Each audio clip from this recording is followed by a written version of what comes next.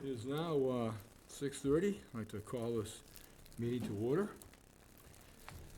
Welcome to this meeting of the Harwich Board of Appeals on this date, July 29th. The purpose of this meeting is to hear and decide applications before the Board of Appeals, which have been brought pursuant to the bylaw of the Town of Harwich and the Massachusetts Zoning Enabling Act. As required by law, the town may audio-video record this meeting, which we are. Any person intending to either audio or video record this open session is required to inform the chair. During this meeting, the chair will recognize promptly a member of the board, secretary, and attorneys presenting a case to inform the chair if a protocol is not being followed. While in open session, those wishing to present comments or ask questions regarding the case are required to fill out an information form on the podium. And regarding during open session, for each case, I will be polling to see how many people may be speaking, would like to speak in regards to the case. And then at that point, on each case, I'll establish a suitable period of time for open, for public comment period for that case. And for each case, be universal, you'll be allowed to speak for 4 minutes, and the assistant chair will be letting you know when you've spoken for 3 minutes and have a minute left, okay? Now, should you not complete your comments during that period of time, I will be providing some extra time, so after everybody has a chance to say, make their comments, if there's still time left, then you'd be invited to come back up to finish any point that you'd like to make during that time frame that's established, okay? Any questions on that? Okay. I'd like to ask each board member to introduce themselves. John August. Alexander Donahue. Brian Sullivan. Kenneth Dixon. David Wilson. Okay. I'd like to ask the clerk, actually, give the information here, to call the Thank you. first case. Excuse me, I didn't give it to you ahead of time. And here we go. Case number 2026-16, William and Tina Sullivan.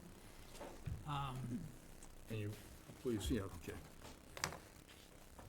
Through Trevor Mayer, Mayer and Son Builders, 852 Main Street, West Dennis. The owner of the property located at 132 Gilbert Lane, assesses map 21 parcel E4-7 in the RL zoning district. The applicant seeks a special permit under 325-54A 1B, non-conforming structures, and 325 attachment 2, table 2, area regulation to construct a partial second-story addition with dormers on a pre-existing non-conforming single-family dwelling pursuant to the Howard zoning bylaws, 325-54 Mass General Law 40A, Section 6.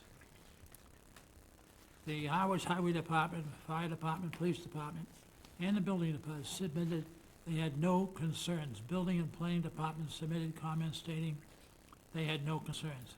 No other comments from the other town departments nor abutters were received. Okay.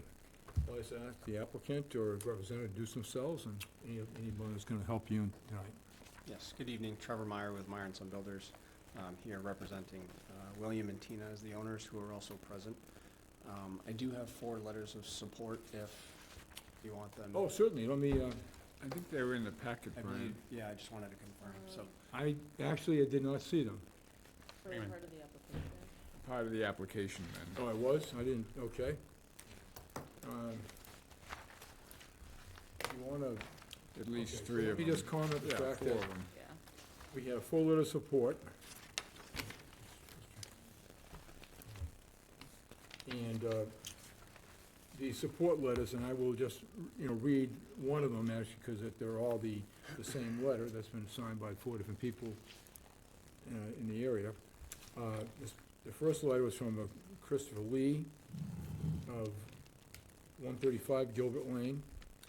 And there's also support from Michael Fortier of 130 Gilbert Lane. And James and Cheryl Barr, or is that Bear? The Barr, I think it's, Bear? Okay. Of 128 Gilbert Lane. And also in support, Geraldine Lee of 134 Gilbert Lane. And basically, the letters here all state, I and all these people, writing as a show of support for the 132 Gilbert Lane expansion project proposed for the home located at 132 Lane, Harwich Port, Massachusetts. Trevor Meyer of Meyer and Son Builders, Inc., located at 852 West Main Street in West Ennis, is proposing a 600 square foot addition by adding a partial second floor. The project will expand the home enough to accommodate the Sullivan's family to live in Harwich Port year-round upon completion. The plans for the project are beautiful and will not only enhance the neighborhood, but add to our property value. I stand in support of the proposed 132 Gilbert Lane expansion project. So noted. You don't need these back here. Okay. Great, so I just have a couple things to add, since it's pretty summarized very well. So this project is located in RL district with about 22,400 square feet, right about a half acre. The pre-existing non-conforming is via building area and frontage, so we're all shy on those. Not in a flood zone and not in an area of contribution or a zone 2. The request before you is a 42.5 square foot footprint expansion to the front of the building to enhance the front entrance. However, this doesn't need special permit relief as it's compliant with the setbacks. As mentioned before, a 602 square foot second floor expansion over top of the existing footprint.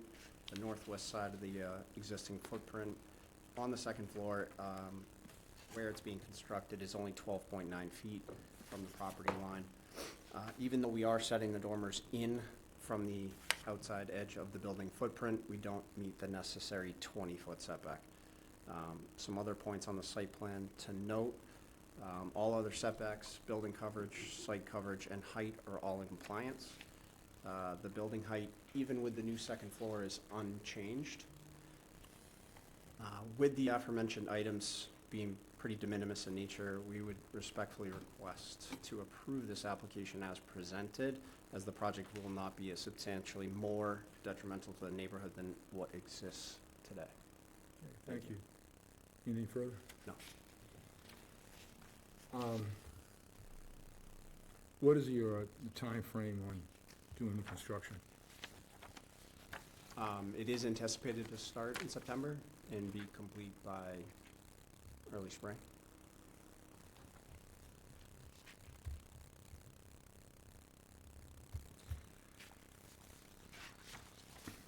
Well, first of all, I feel so personally that this project in this addition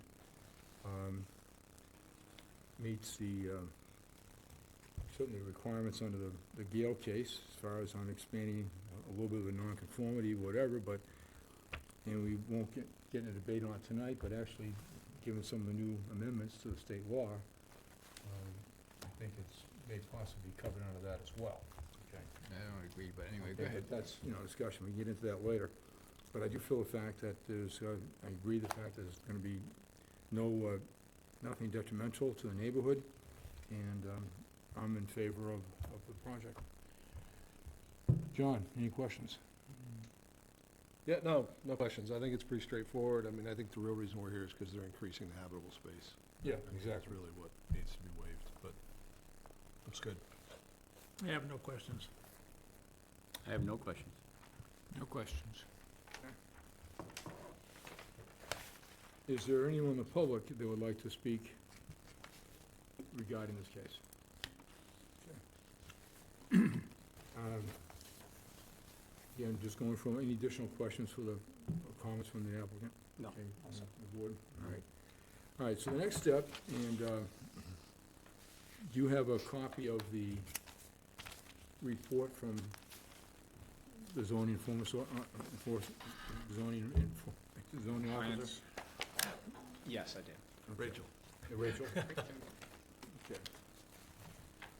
All right, so I just need to, what we're doing now, folks, we're going over the project history and all the findings of facts. And rather than read every finding of facts and all the documentation and so forth, we just have for each case a summary which everyone looks at to say if there's anything that has to be changed, okay, to speed things up, all right? So we're looking at the, I believe the first page, project history. I don't think any changes there. And now looking at page 2, application and hearing documents. Do we have any additions or changes? I don't see any. Okay. No? Recommended findings and conditions based upon the documents submitted on, as of that date. Items 1 through 13. Is that everything correct? Any changes, edits, additions? Should, Do you have anything? the previous section that you guys discussed, application hearing documents include, should those discuss the letters of support or those? It does say that in number 1. Yes. And the butter comments. Yep, so, June Thank you. 24th. My apologies, I missed that. Yep. No other changes. okay, good, so it's in there. All right, no changes to findings of facts. No, they look good. Okay, excellent. Now, where this is located, I don't believe in the street that, obviously, the work's gonna be done prior to next summer, but regardless, I don't believe we need to have the date requirement for this neighborhood. Any discussion on that? None here. Nope. All right, and my only suggestion is the fact that, two conditions that would put on this is that for the life of the approved project, all construction vehicles, when possible, will be parked on the applicant's property, and will not block egress on the right-of-way along any public street or private way. And then we have a standard standard condition about adhering to the terms and conditions of the Harwich zoning bylaw, okay? So I'd like to make a motion to accept the documents, findings of facts, and conditions approved as stipulated. May I have a second? Second. So moved. Okay. All those in favor? Aye. Aye. Okay. I'd like to make a motion to, I'd like to ask for a motion to close the public hearing. So moved. I have a second, please. Second? All those in favor of closing the public hearing? Aye. Okay. Okay, voting this case tonight, Al Donahue, myself, John August, Kenneth Dixon, and David Wilson. And I'll entertain a motion now to close discussion. So moved. Second. Okay, second by John. I would like some discussion. Excellent, go ahead. I'd like to go back to the comment earlier about whether this would be by right under the new state regulations. And my understanding is that because it does not conform to the setback, that it would not just be by right under the new state regulations. Yeah, we're gonna get a discussion in the agenda on that thing, but somehow, if it's not changing the a setback, which I don't believe this is, No, it's not changing it, but it's not conforming. but if it's not changing it, my understanding is the fact that you could, if it's, you can go Okay, with well- whatever. But that's a long discussion to get into. That's the only discussion point I had. Yeah, Everything else I good thought point. was fine. No, excellent, okay, thank you. But I already made one mistake on that new law, which I sent everybody an email on, and had to pay Rachel $1, because she was right and I was wrong, I bet. Surprised it's only $1. Okay, no further discussion? Nope. Nope. I'd like to make a motion, I'd like to ask the clerk to, We'll get a vote on ending discussion. oh, yes, all those in favor, any discussion? Aye. Aye.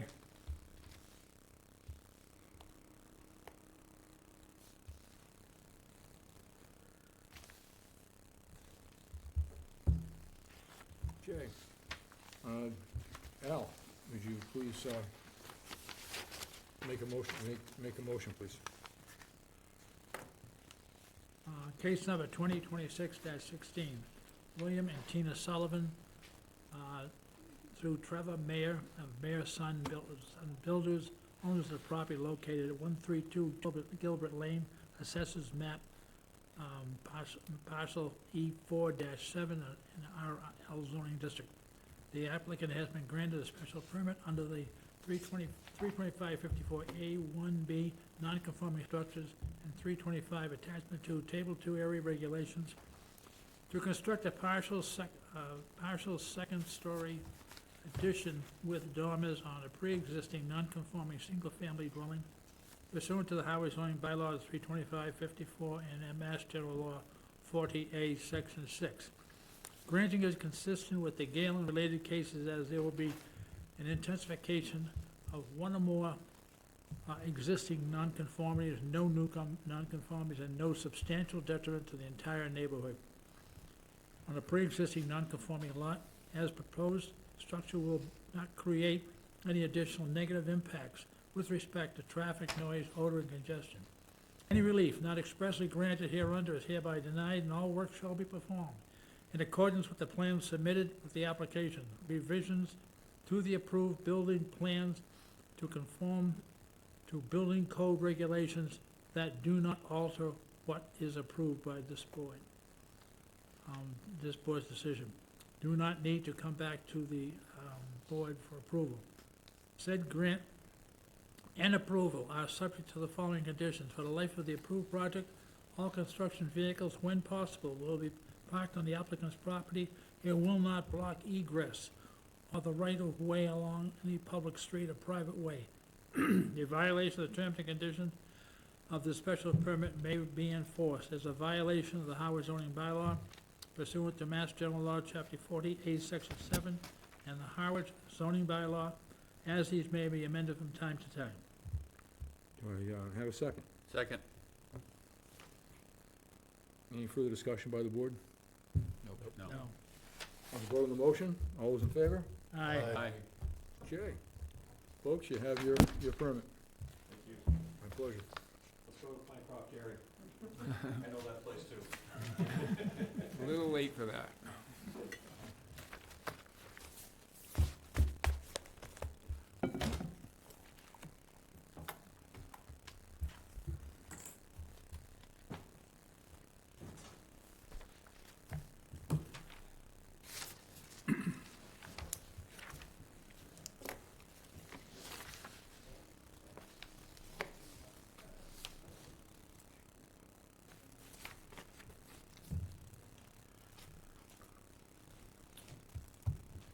Ready? Okay, now, if you could call in next case. Case number 2026-17, Joseph Hooley, trustees of the J&L Realty Trust, through their attorney, Michael G. Donovan, Esquire, of Howardsport, owners of the property located at 14 Wawaltassi Road, assessors map 6, parcel F1-7, RHL zoning district. The applicant seeks a special permit or the alternative, a variance, 325-54A, 4 and 5, non-conforming structures and uses, 325, attachment 2, table 2, area regulation, 325, attachment 3, table 3, height and bulk regulation, to relocate an exterior staircase on a pre-existing non-conforming single-family dwelling pursuant to the Howard zoning bylaws of 325-54 and 52, Mass General Law 48, Section 10. The Highway Department, the Fire Department, the Police Department, the Building Department had no concerns. The Building and Planning Department submitted comments stating they have no concerns. No other comments from the town departments or abutters were received. Okay, I'd like to ask the applicant representative to introduce themselves and those assisting you. Good evening, Michael Donovan from Crowell & Donovan Law here in Harwichport. So this may look familiar. We were here a year ago and received a special permit to do a raise and replace building. The only change we're looking for is the location of the exterior stairs from the basement. that right now, under the existing permit, are in the south rear of the building, and we're looking to move them to the north rear of the building. That staircase is non-conforming. It was previously, and so it was at, I think it's 9.7. And we're trying to move it up, and it's at 7.4, and we're moving it to the north section, and now it's gonna be over 9 feet. So we're actually improving the setback in that area. And in the north setback, which is a side setback, that's staying exactly where it is at 8.7. The stairs aren't going any further than the existing house on that north side.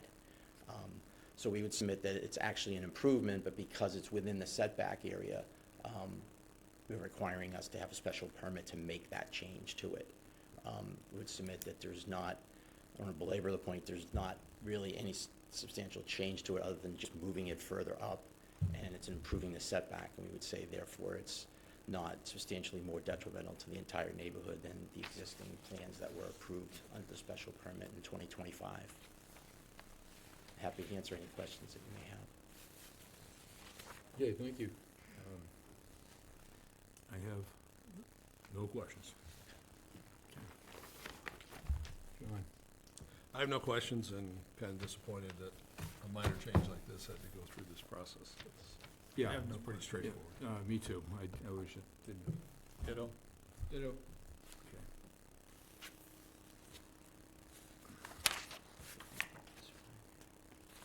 Is there anyone in the public that would like to speak on behalf of this case?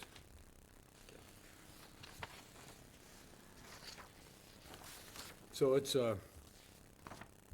yeah, again, it's,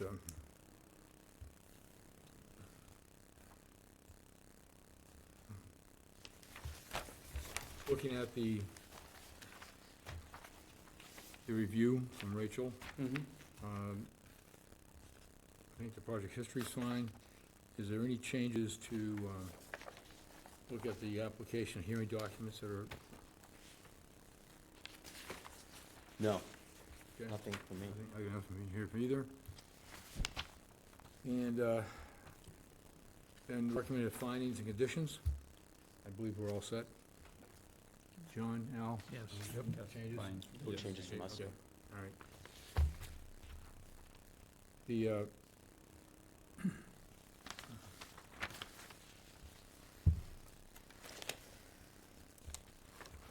The structure is pretty much already up. Correct. It, when are you, I know things probably been held up a little bit, when is exterior construction expected to be completed? I don't know. I mean, It's prior ready to, pretty close, yeah. Yeah, I mean, the exterior construction is all finished, Ah, yeah. yep. Other than the staircase. They But didn't do and the the staircase, we need landscaping to or come whatever. here. Yeah, so it's only internal things that are being done at this point. I don't feel there's any reason to imply any conditions other than making sure we have proper egress. Does anyone think of any other conditions they'd like to see? Okay. So besides the proper egress and obeying the law, that's the only conditions that I would see. So, it,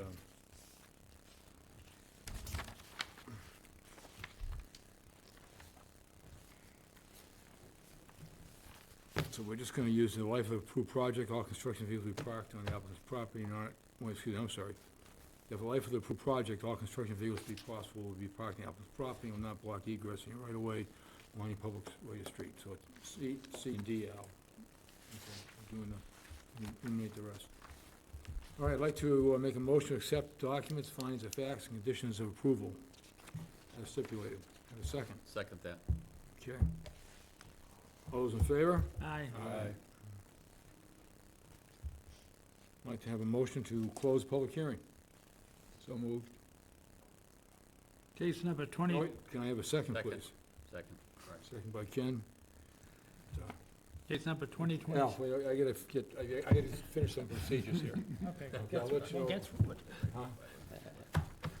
I think Al wants to get rid of this case. Should we just go to a vote? I mean, Al wants us just to go to a vote, all right? Okay, all right. Anyways, and I don't blame him, okay? So we're going to, like to vote on closing public discussion. All in favor? Aye? Aye. Okay.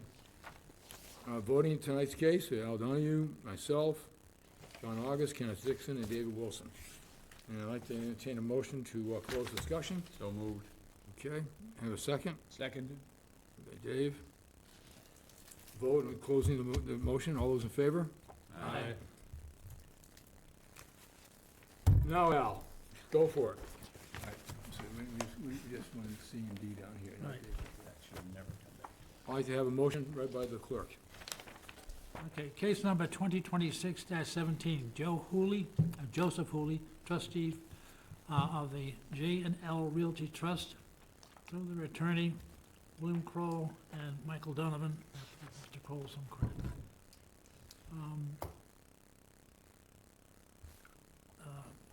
For the property located at 14 Wawatasi Road, assessors map 6, parcel F1-7, in the RH1 zoning district.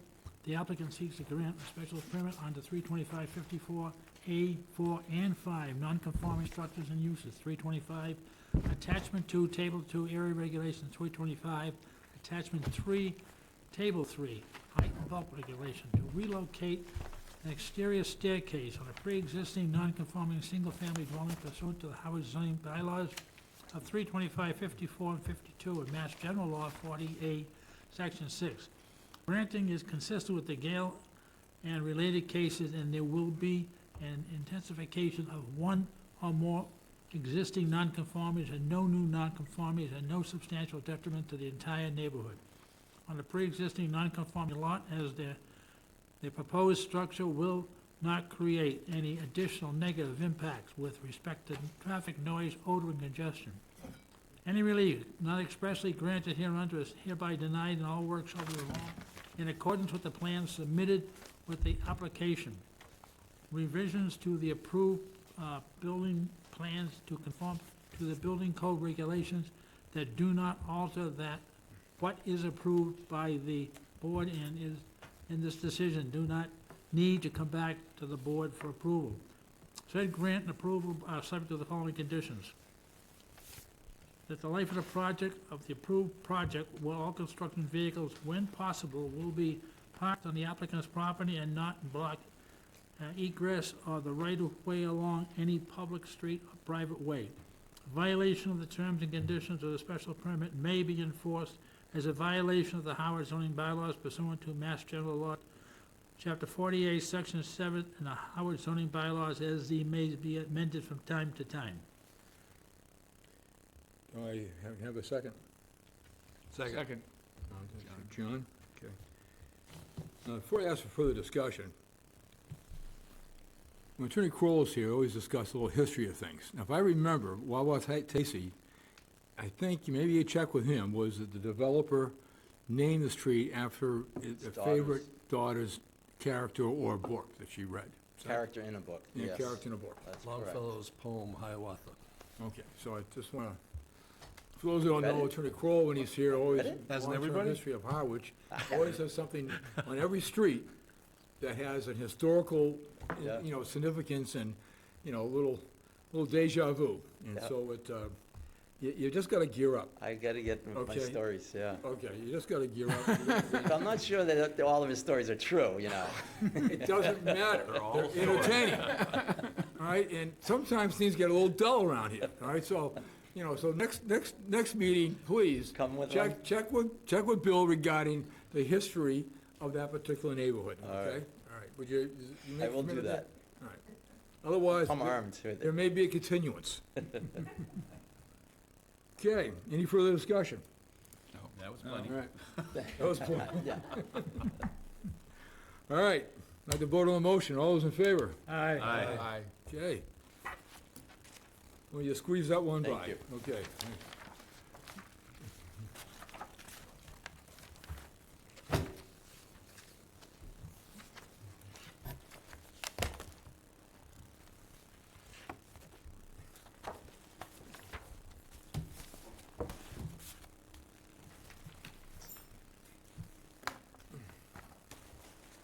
Okay, I'd like to ask the clerk to call the next case. All right, case number 2026-18. Penny McLaren, trustee of Penny Ann McLaren Revocable Trust. Through her attorney, I'm gonna give just Mr. Donovan, Attorney Donovan, the credit. Michael Donovan, Esquire. Property is located in 17 Pleasant Road, Assessors Map 2, Parcel B1-23 in the RH1 zoning district. The applicant seeks a special permit on the alternative of variance under 325-54A2, non-conforming structures and uses, and 325, Attachment 2, Table 2, Area Regulation, and 325, Attachment 3, Table 3, Height and Bulk Regulations to construct a pool in the backyard on a pre-existing non-conforming single-family dwelling on a lot pursuant to the Harwich zoning bylaws, 325, 54, and 52, and the Mass General Law, 40A, Section 6 and 10. The Highway Department, the Fire Department, the Police Department, and the Building Department submitted they had no comments, no concerns. The Building and Planning Department submitted comments stating they had no concerns. No other comments from town departments were received. We do have a letter from, There are letters in support of the application. yeah, a letter was received from Joe Cozzolino of 10 Shore Road and a butter, and apologize, I think. did I Right here, miss- you looking for it? Yeah, thank you very much. Okay, so, my name is Joseph Cozzolino. This email is being submitted in support of the application to the Zoning Board of Appeals filed by Penny McLaren regarding their house at 17 Pleasant Road. My wife, Ellen, and I own and live at 10 Shore Road and a butter at 17 Pleasant Road. Our property is located directly to the east of the McLaren property. We also own 8 Shore Road, which is located directly to the south of McLaren property. Penny and Bob McLaren have been good neighbors since moving into the neighborhood 10 years ago. McLarens have discussed and showed us their plans regarding the proposed project at their house to install a small plunge pool behind their home.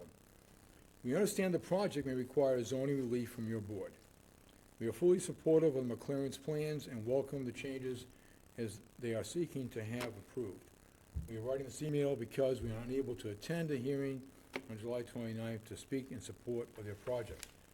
Please allow this email to voice our support for the McLaren's project at 17 Pleasant Road.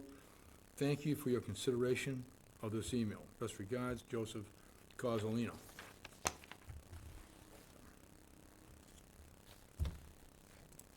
I'd like to have the applicant or representative introduce themselves and anybody assisting you. Good evening, Michael Donovan from Kroll and Donovan Law, and the McLarens are seated right here behind me. Hey, folks, how you doing? So this is nothing to do with the house. The house is remaining exactly as is. It's simply to put in a small plunge pool in the, what's their backyard. The pool will be a little bit further away from what the setback is now. The setback right now is 9.7 feet. The pool will be 10 feet from that east lot line, which is the rear of their house. We're here because of that, the fact that the structure is going to be within the setback, yet it's still further back than the existing setback is for that side of the house. And it's going to increase the site coverage by 1%. It's a non-conforming site coverage now at 44.7, and it will go to 45.8, so it'll be a 1.1% increase in site coverage. If you look at the assessor's map, or even if you just look at the site plan, you can see the only neighbors that are around them is Cozzolino. That's the house that's to the south of them is his number 8, and the one to the east is number 10. He's, as you just read, he's fully in support, of this project. They're good neighbors. There's a fence already there that's going to remain there. They're going to be taking out some bushes and putting the pool, right in that rear section of the yard. We would submit that change is not substantially more detrimental to the entire neighborhood than the existing plot is being used currently, and the only one that is abutting it is Mr. Cozzolino, who's in support of the project. That's all we have to say. Any questions you have, happy to answer. Okay, thank you. So, I'm gonna kind of speak first, and I'm in total favor of the fact of this pool, this plunge pool being built, and there's absolutely feel there's no detriment whatsoever to the neighborhood. What I'm not quite sure about, well, actually, I am fairly sure, as to whether we make this a special permit or a variance. Okay? And I just, and I was trying to work through all that, and I also want to, and again, this is later on tonight's meeting, we're doing review of the new amendments to the 40A, and so I'll just pass this down as I get on my soapbox and make a speech, so that everybody can see it. And as a matter of fact, Attorney, Need one more.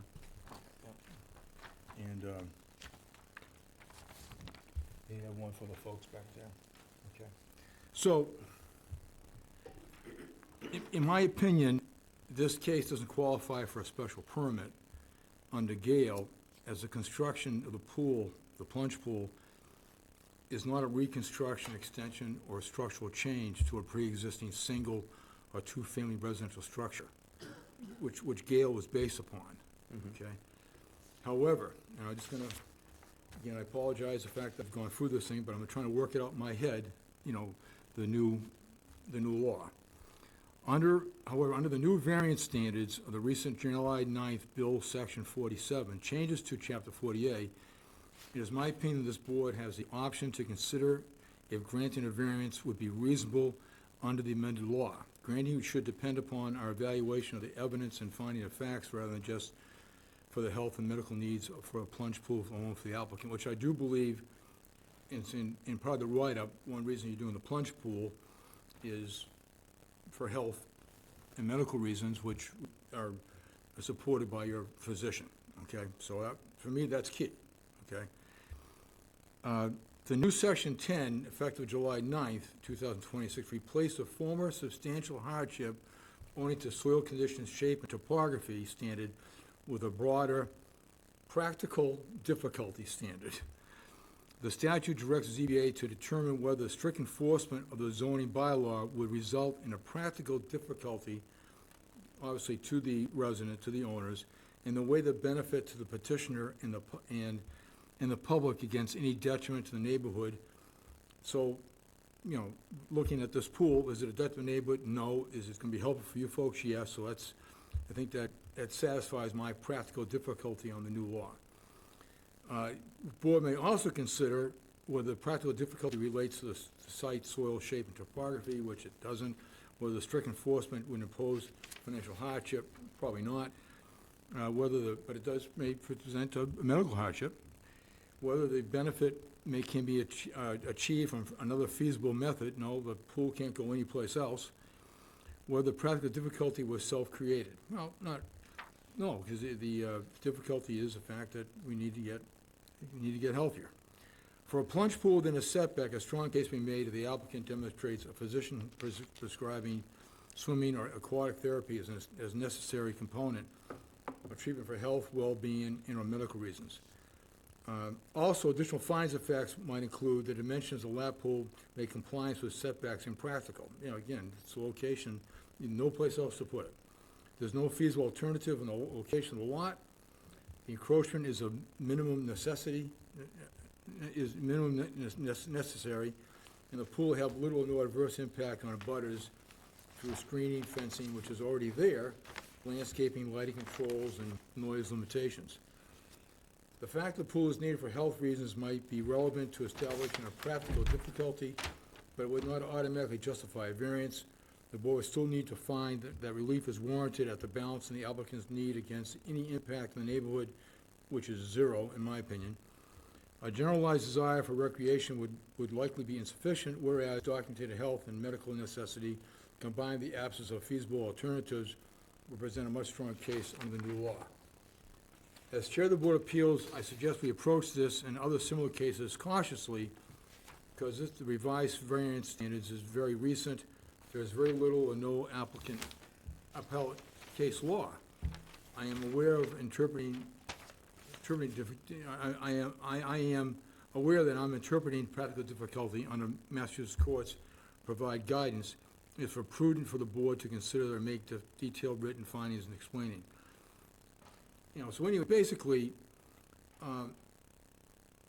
why a practical difficulty exists, why alternatives are not feasible, how requested relief is minimum necessary, and why the benefits outweigh any detriment to public health.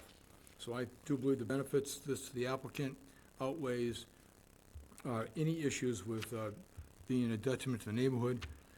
Although it might be prudent to request we continue the case and consider an opinion from town council, in my opinion, the installation of this lap pool will absolutely not be a detriment to the neighborhood, and I recommend that the board proceed on granting a variance versus a special permit.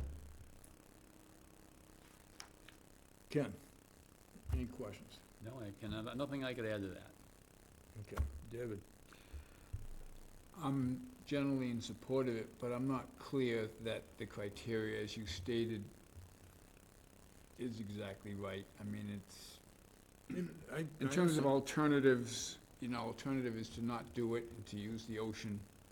I mean, the condition is obviously created by the applicant because they want to put in this, it's not a lap pool, it's a plunge pool. Yes, you're right, correct. Thank you. So it's, my concern is just more about our means of getting there than personal opposition to the project. It's hard to interpret I the understand. new guidelines with all of that sort of applicant-specific favorability. So, I mean, is there anyone that feels on the board, well, John, what's your opinion? I mean, I'm in favor of the case. I mean, my thoughts on the Gale thing is, my understanding, and not being a lawyer, is that Gale established why you couldn't deny it. But there's a lot of reasons why we can grant a special permit. Well, where it isn't where it isn't an extension of a residential structure, that's where I'm hung up on not going with Gale. Right. Because Gale was specific regarding that it applied to remodeling, extension, et cetera, of an existing residential one or two family structure. Right. Which this is not. This is an outside, non-covered, not really attached to the house. This is not a extension. If they were I mean, building. it is a structure, but it's not attached to the existing Right, structure. and if What I'm they're- saying is that the Gale ruling doesn't kind of exclude other reasons for special permits, right? You can give a special permit for a different use of a property. You can give a special would think. use, you know, so It set the standard. Gale of basically special said you permit. can't deny it because of these things, but, you know, we have the authority to grant a special permit for, For meeting the standard of a special permit, Yeah, if for not me- substantially you more know, so detrimental I to the don't entire think that the neighborhood. fact that Gale doesn't apply is a reason why it can't be a special permit, I guess what I'm saying. Al? But in either case, I would approve it.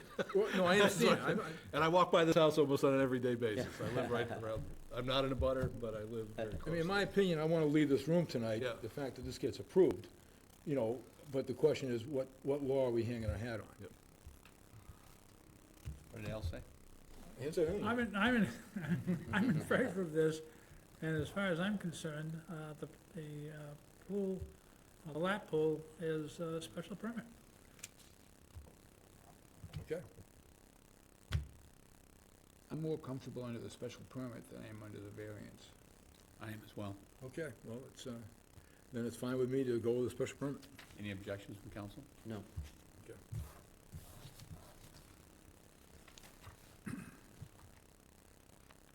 All right, is there anyone in the audience that wants to speak regarding this case? Okay, hearing none. I do have one question, though, regarding what we're approving, and it's just more on the plans. The plans show only the pool. There's not gonna be a pathway or a deck around here that, or a patio area that's gonna affect the lot coverage? Current plans are basically grass. Just grass up to the side? Okay, because again, if there was, we should Do it just now, change the yeah. number now before we grant them. Cool. That was it. Okay. No, if the majority of the board here feels a special permit, I think there are reasons to go that direction, and I'm fine with it. And I think we do need to probably get more clarification, but I'm hesitant to feel the fact that it's an extension of an existing structure. No, I agree with that, but I sort of go with John's points earlier that while Gail doesn't automatically give you rights, I think we have the right to grant them a special permit. Agree. I don't know. I mean, That's I'm not. what I'm going with. No, I understand, okay? No, we certainly can't grant the special permit. I'm just trying to find a reason in the law to do so. Okay, that's, Because we said so. all right. But we can't grant a special permit, and question is, anything we grant, making sure that it can hold up an appeal, though I don't see anyone going to court to appeal appeal this. All right, now we need to take a look at all the documents and so forth. Well, first of all, no one's a public speaking on this. Any final comments? No. And no additional questions for the attorney? No. Okay. So going to Rachel's report, just let's look at the application and hearing documents, make sure that they're all correct. Now, what is your, this has got to be, what is the time frame for construction? Put this in. They like to do it as soon as they can, but they're fine after the Labor Day, yeah. Yeah, okay, so it's, all right. Well, Care? I don't think we care, because there's plenty of, there's no, Okay. where that's located, so we're not I about would to not- put any kind of seasonal thing on I this. wouldn't either. They want to do Okay. it, do it. All right. The only condition would be the fact of maintaining egress and, Yep. parking on your site when possible. So, applicant hearing documents, that's all squared away? No, I think there's a typo on Oh. the hearing documents, the abutter comments, it says July 1, I think it's July 25th. The letter that you On- just, on the line email you one? just read. Yeah, line 1, the zoning board of the application, which include the narration and abutter comments received. Right here, Brian. Yeah, I'm looking at it. July 25. Yeah, It's 25, yeah. no, I know, I get that. Okay. That's it. Okay, that's it on that. Yep. Now, looking at the recommended findings of facts, I don't have any comments. I would just like to highlight 11 and 12, I think is being very appropriate. The proposed pool will not be substantially more detrimental to the neighborhood than the existing nonconformity. And number 12, the proposed pool will not create any additional negative impacts with respect to traffic, noise, odor, or congestion. I think it's important that we point that out, which is why we're doing a special permit. absolutely, okay, thank you. And no new nonconformities will be created as number 9 is also why you can do it within a special permit. Yeah, again, I know, we all I know. may differ on Just- that, but just that's to- okay. To Ken's point of highlighting the That's- The important parts. important Right. parts, yeah.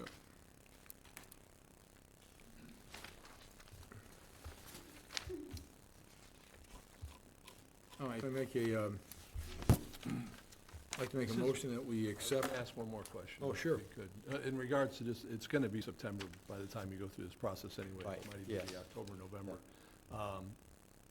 The plan is for a poured concrete, right? I Shotcrete? think so, yeah. Poured concrete. It's not gonna be an insert. Maybe precast.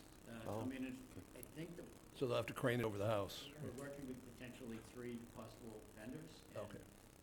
Maybe a crane over the house. Yeah. It might be able to back up and with the boom, drop it where it goes. The boom can reach that far, but it might be a crane over the Yeah, I mean, there'll be a day where it obstructs traffic. Just, it's almost impossible not to. You're either gonna have a concrete pumping truck or you're gonna have a crane there. It would Yeah. only be for that short period Yeah, of but time. it's if they not need gonna the be- crane. Yeah. But there's another way around to get to the beach. People can come down the other way. Yeah, I mean, Say that'll- it has nothing to do with our board, Yeah. but when that time happens, I suggest that you notify the police department and so forth, and make sure everyone's aware of, if there's any type of permitting required, Happy to do. get that through the town. Yeah, just being familiar with the area, it's almost impossible. The day they're either placing it or pouring the concrete, you're gonna have something parked in the street.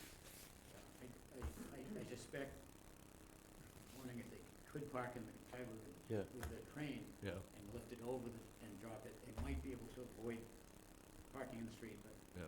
if we need to, we'll contact the police. Well, you have an abutter who's very supportive, maybe you could do it from his house.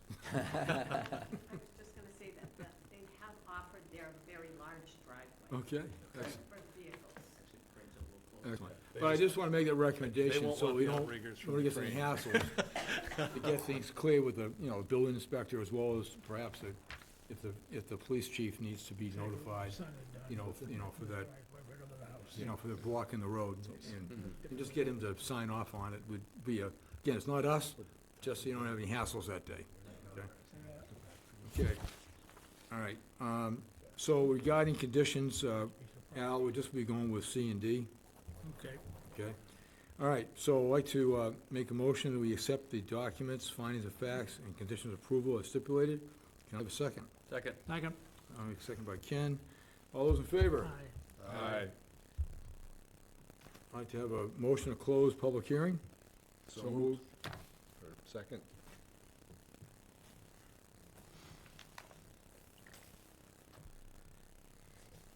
All those in favor? Aye. Voting the case tonight, again, Al Donahue, myself, Brian Sullivan, John August, Kenneth Dixon, and David Wilson. I'd like to entertain a motion to close discussion. Move. Second. All those in favor? Aye.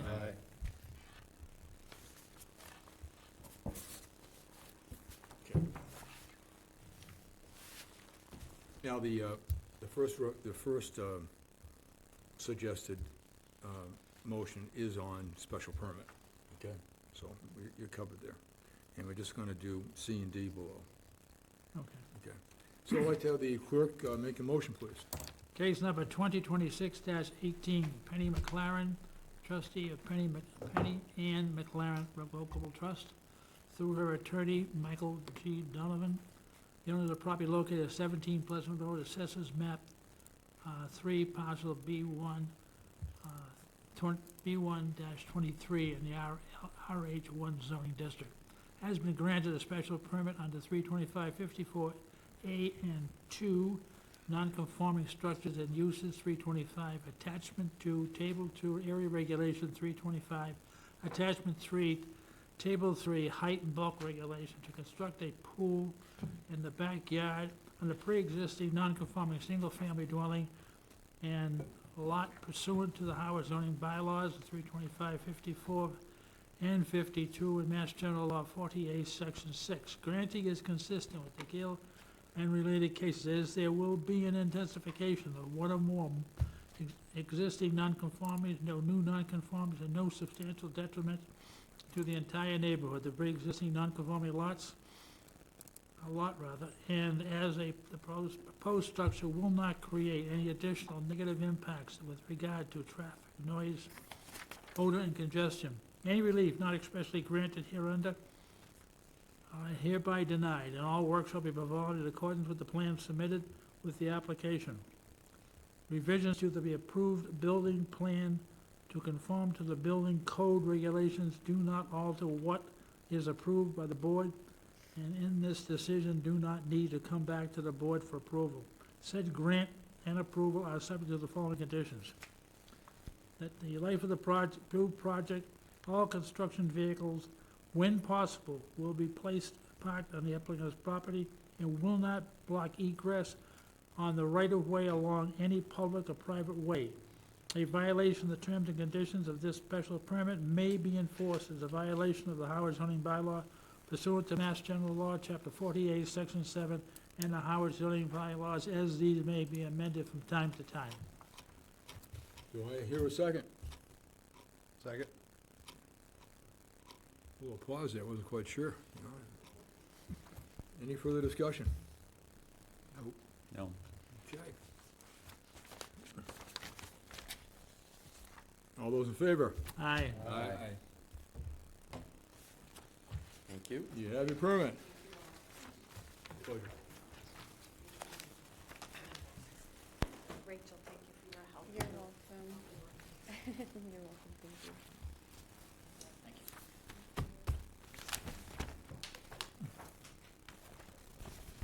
Donovan, you still here? I'm still here, yes.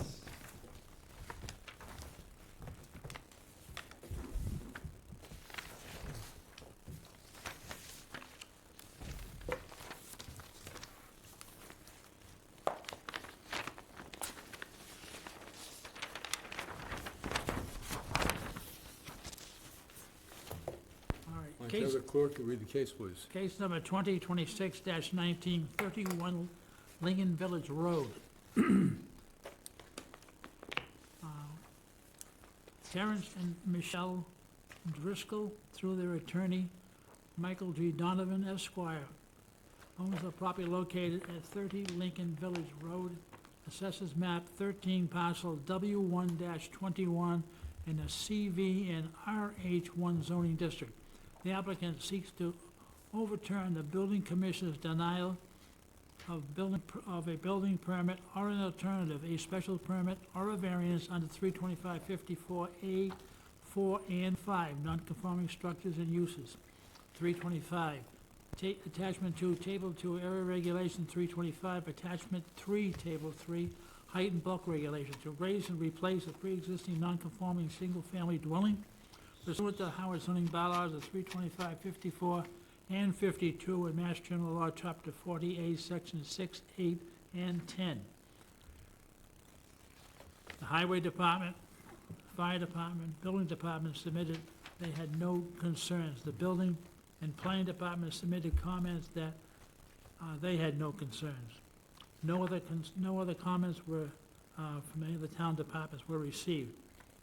We had letters in opposition to the Board of Appeals granting relief were received from Jonathan Boatmeyer, Jennifer Larson, owners of 10 Lincoln Village Road, Ellen, I should say, Tinsley Colbert of 11 Lincoln Village Road, and Margaret Lombardi of 30 Lincoln Village Road, and Paul White of 32 Lincoln Village Road. All the, everyone on the board here has read all the letters, but, I mean, basically, I just chose one just to read of the ones that were submitted, which pretty much has all the points of discussion from the other letters, so just gonna read one.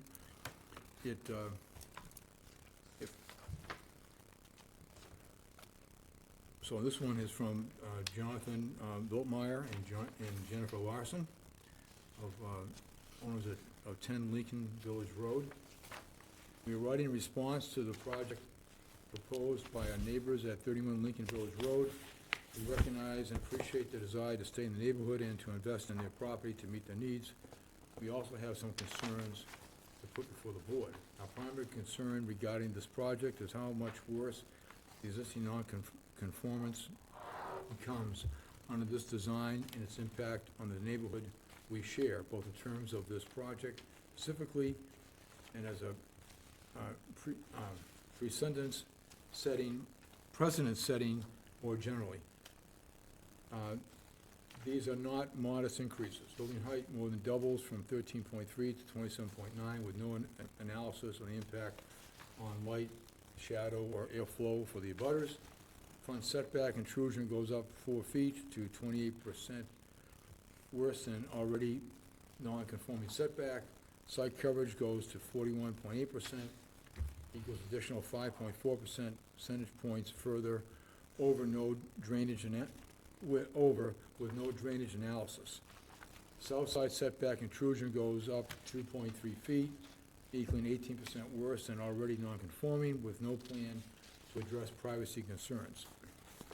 Bedrooms increase from 2 to essentially 4 with changes to the septic system, but no mention of a Title V review. There does not appear to be any plan for landscaping or design modifications to offset the intensification of the intrusions. The home is situated on a small island of the street, shared by 3 smallest lots in the neighborhood, each with proportionally sized home. The appeal before the board seems to consider the size and shape of the lot a substantial hardship requiring relief rather than known factors to take into account when developing a building plan. The proposed new structure is more than twice as high as the current one, substantially more impactful to the neighborhood than any nonconformity of the existing Cape-style home. Based on the diagrams included with this proposal, this be an imposing structure in a small space, inconsistent with everything else in Lincoln Village.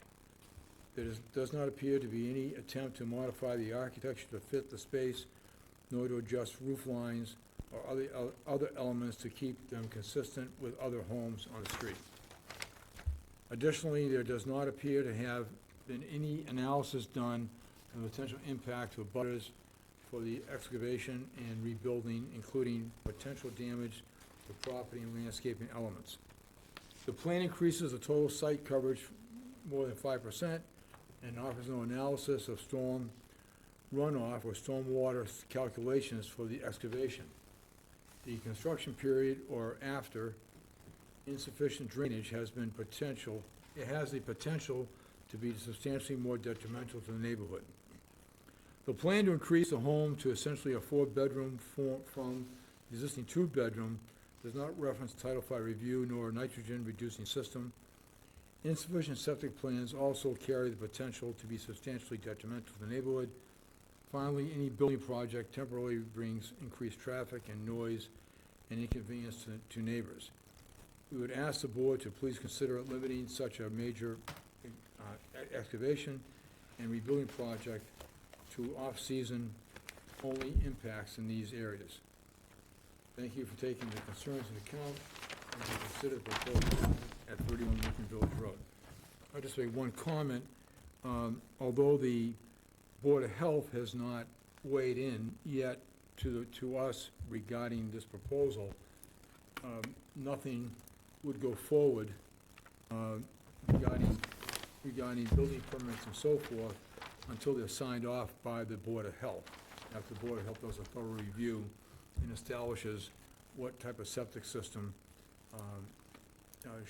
or approves the type of septic system that may be designed, for this project. So they will be involved because they, even though they haven't yet submitted a letter. Okay. All right. Chair, I'd like to ask the applicant, the representative, introduce themselves and anyone assisting tonight with this presentation. Hi, Michael Donovan, still. And with me is Chris Childs from Patriot Builders, who's the contractor on this project. And the Driscolls are seated right over here, 3 individuals on Hey, the side folks.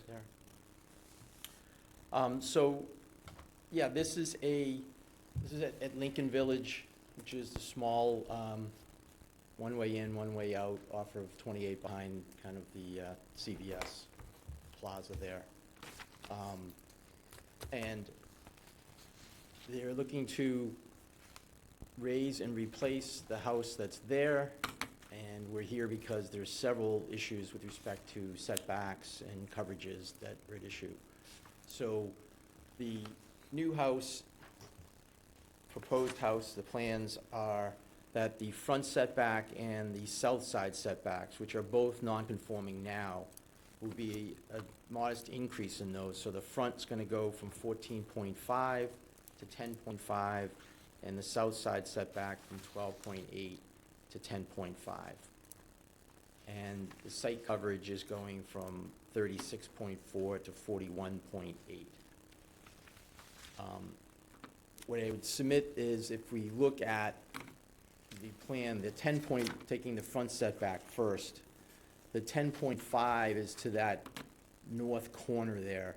But then as you can see, it cuts back as you go south, and then it's pretty quickly 12.5 and more than 12.5 between the 10.5 and the 12.5.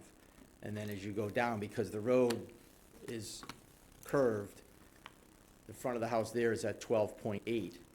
And then down at the bottom corner, it's 11.6. So I would say that although the setback is 10.5, most of that building is at 12. So the actual change, I would say, is more from 14.5 to 12.5-ish for the majority of the front setback area. And then the south setback area has a kind of similar, the odd-shaped lot here.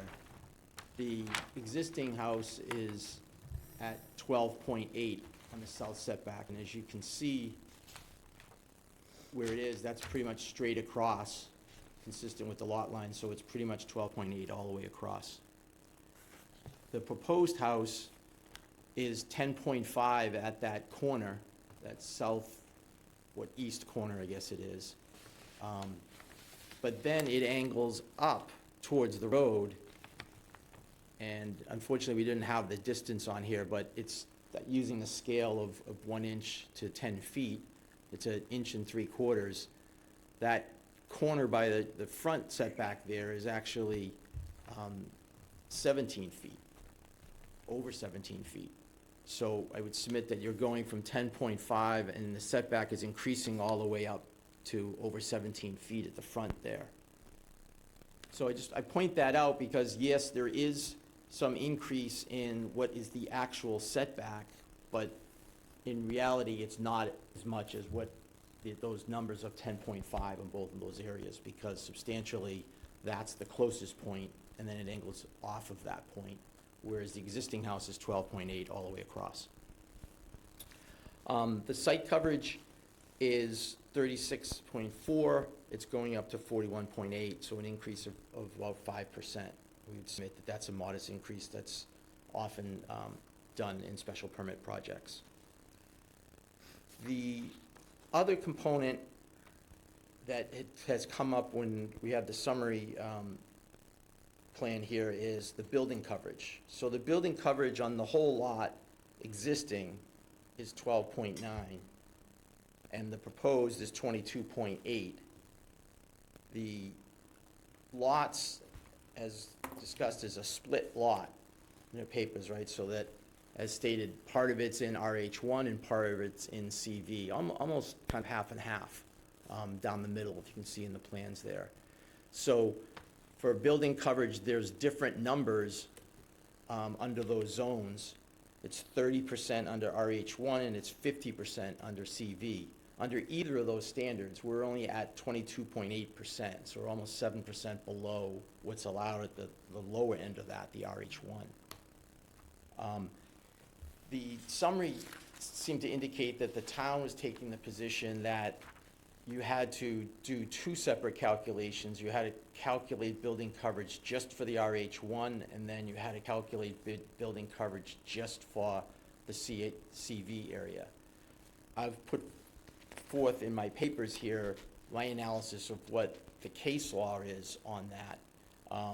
That's saying that that's not the case where you have a use that's allowed in each of those districts. There was a case here in front of you some years ago that came about, and there was an opinion from town council on that one, and that case was different because there was different uses that were and were not allowed in the different zones, and so that was a different analysis. And that's why I also put that in and cited that in my papers, because town council there explained what it was, the reasoning of why it was, and then specifically said in a footnote there, I can find it here.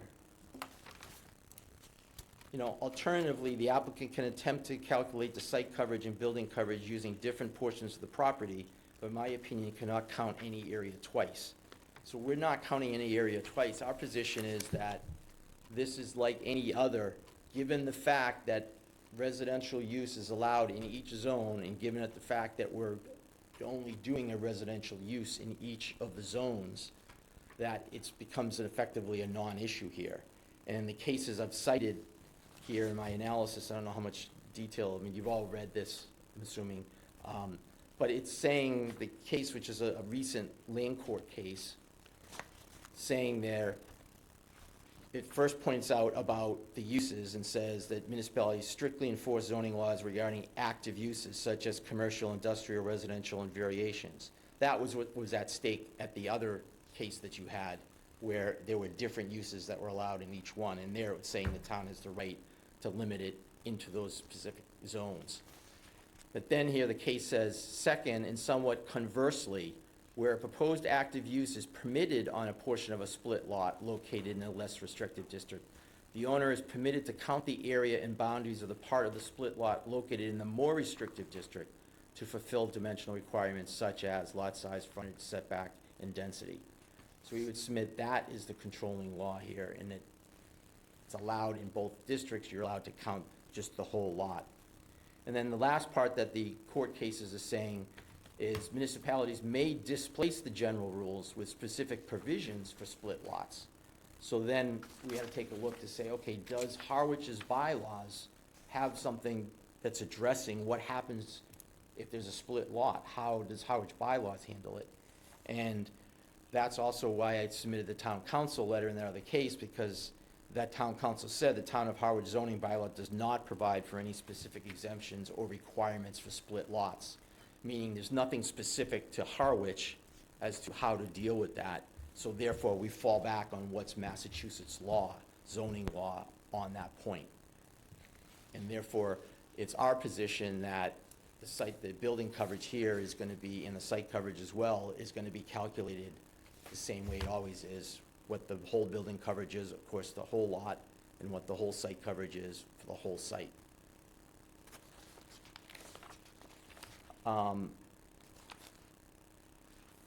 To address some of the points that were pointed out in the letter that you read and in some of the other ones that were there, I kind of identified a couple of the issues that I could see what they were saying.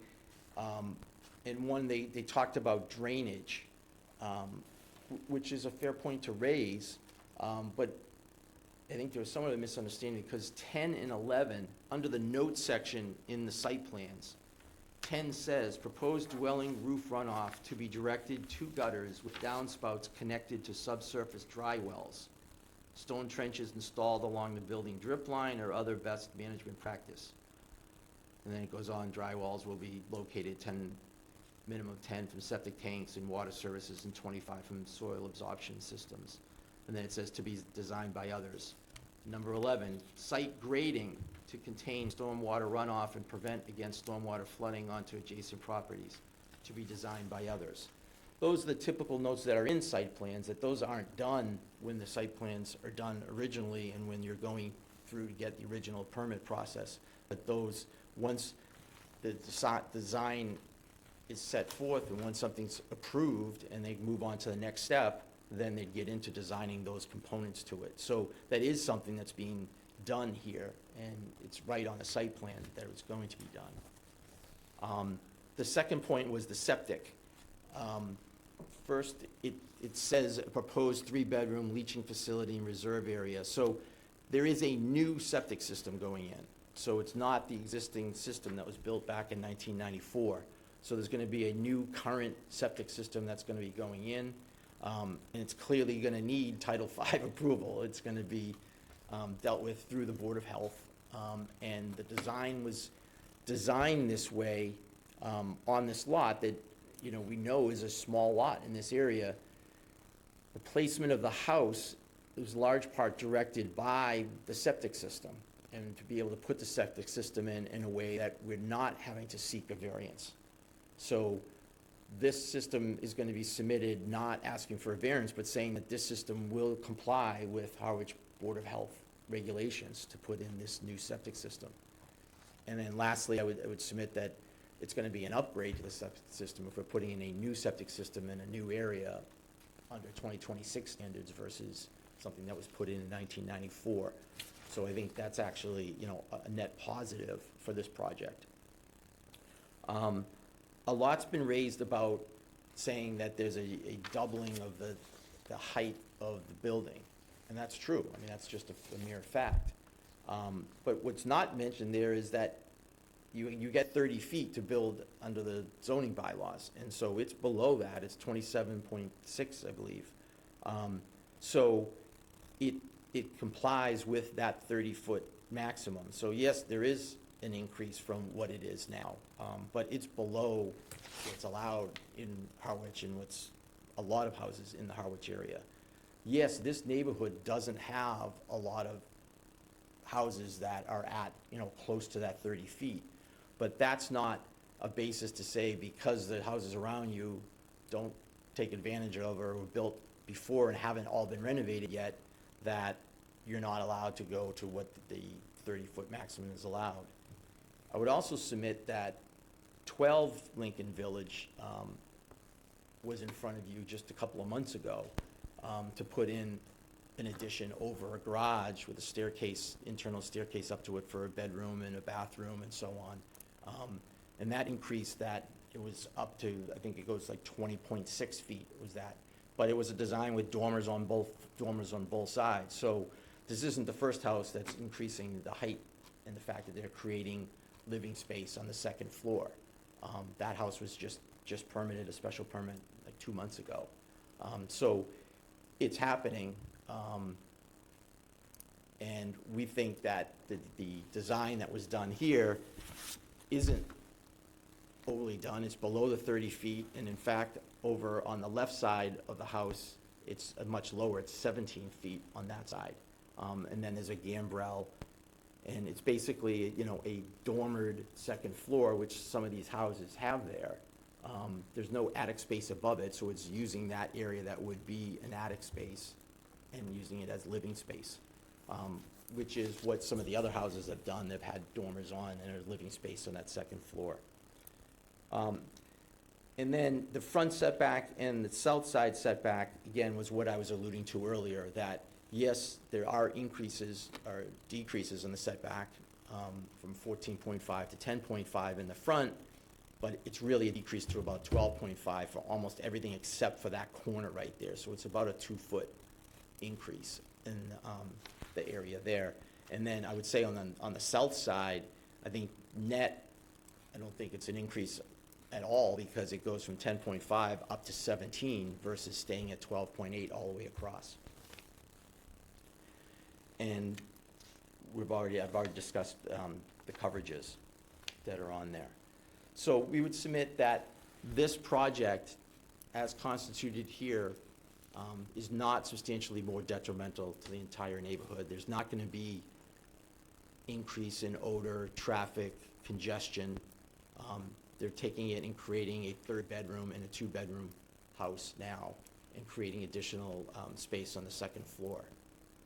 But they're not going to be substantially more detrimental to the neighborhood. It may be one of the tallest, if not the tallest house in the neighborhood, but that's not something that makes it substantially more detrimental. That's all I have. If you have any questions, we're happy to answer them. Oh, thank you. First of all, and I think all the board members may not have been on board the last time we had a review of split lots as well as past discussions, but the town does in fact, does not have a specific policy or zoning regulation regarding governing split lots. Mm-hmm. And when it was looked at a couple of years or so ago, as far as to put something in front of the town meeting, actually, I think it was John that pointed out, if I recall, that how many areas in town would actually be affected by split lots. And in looking at that, there weren't a whole lot. Yeah.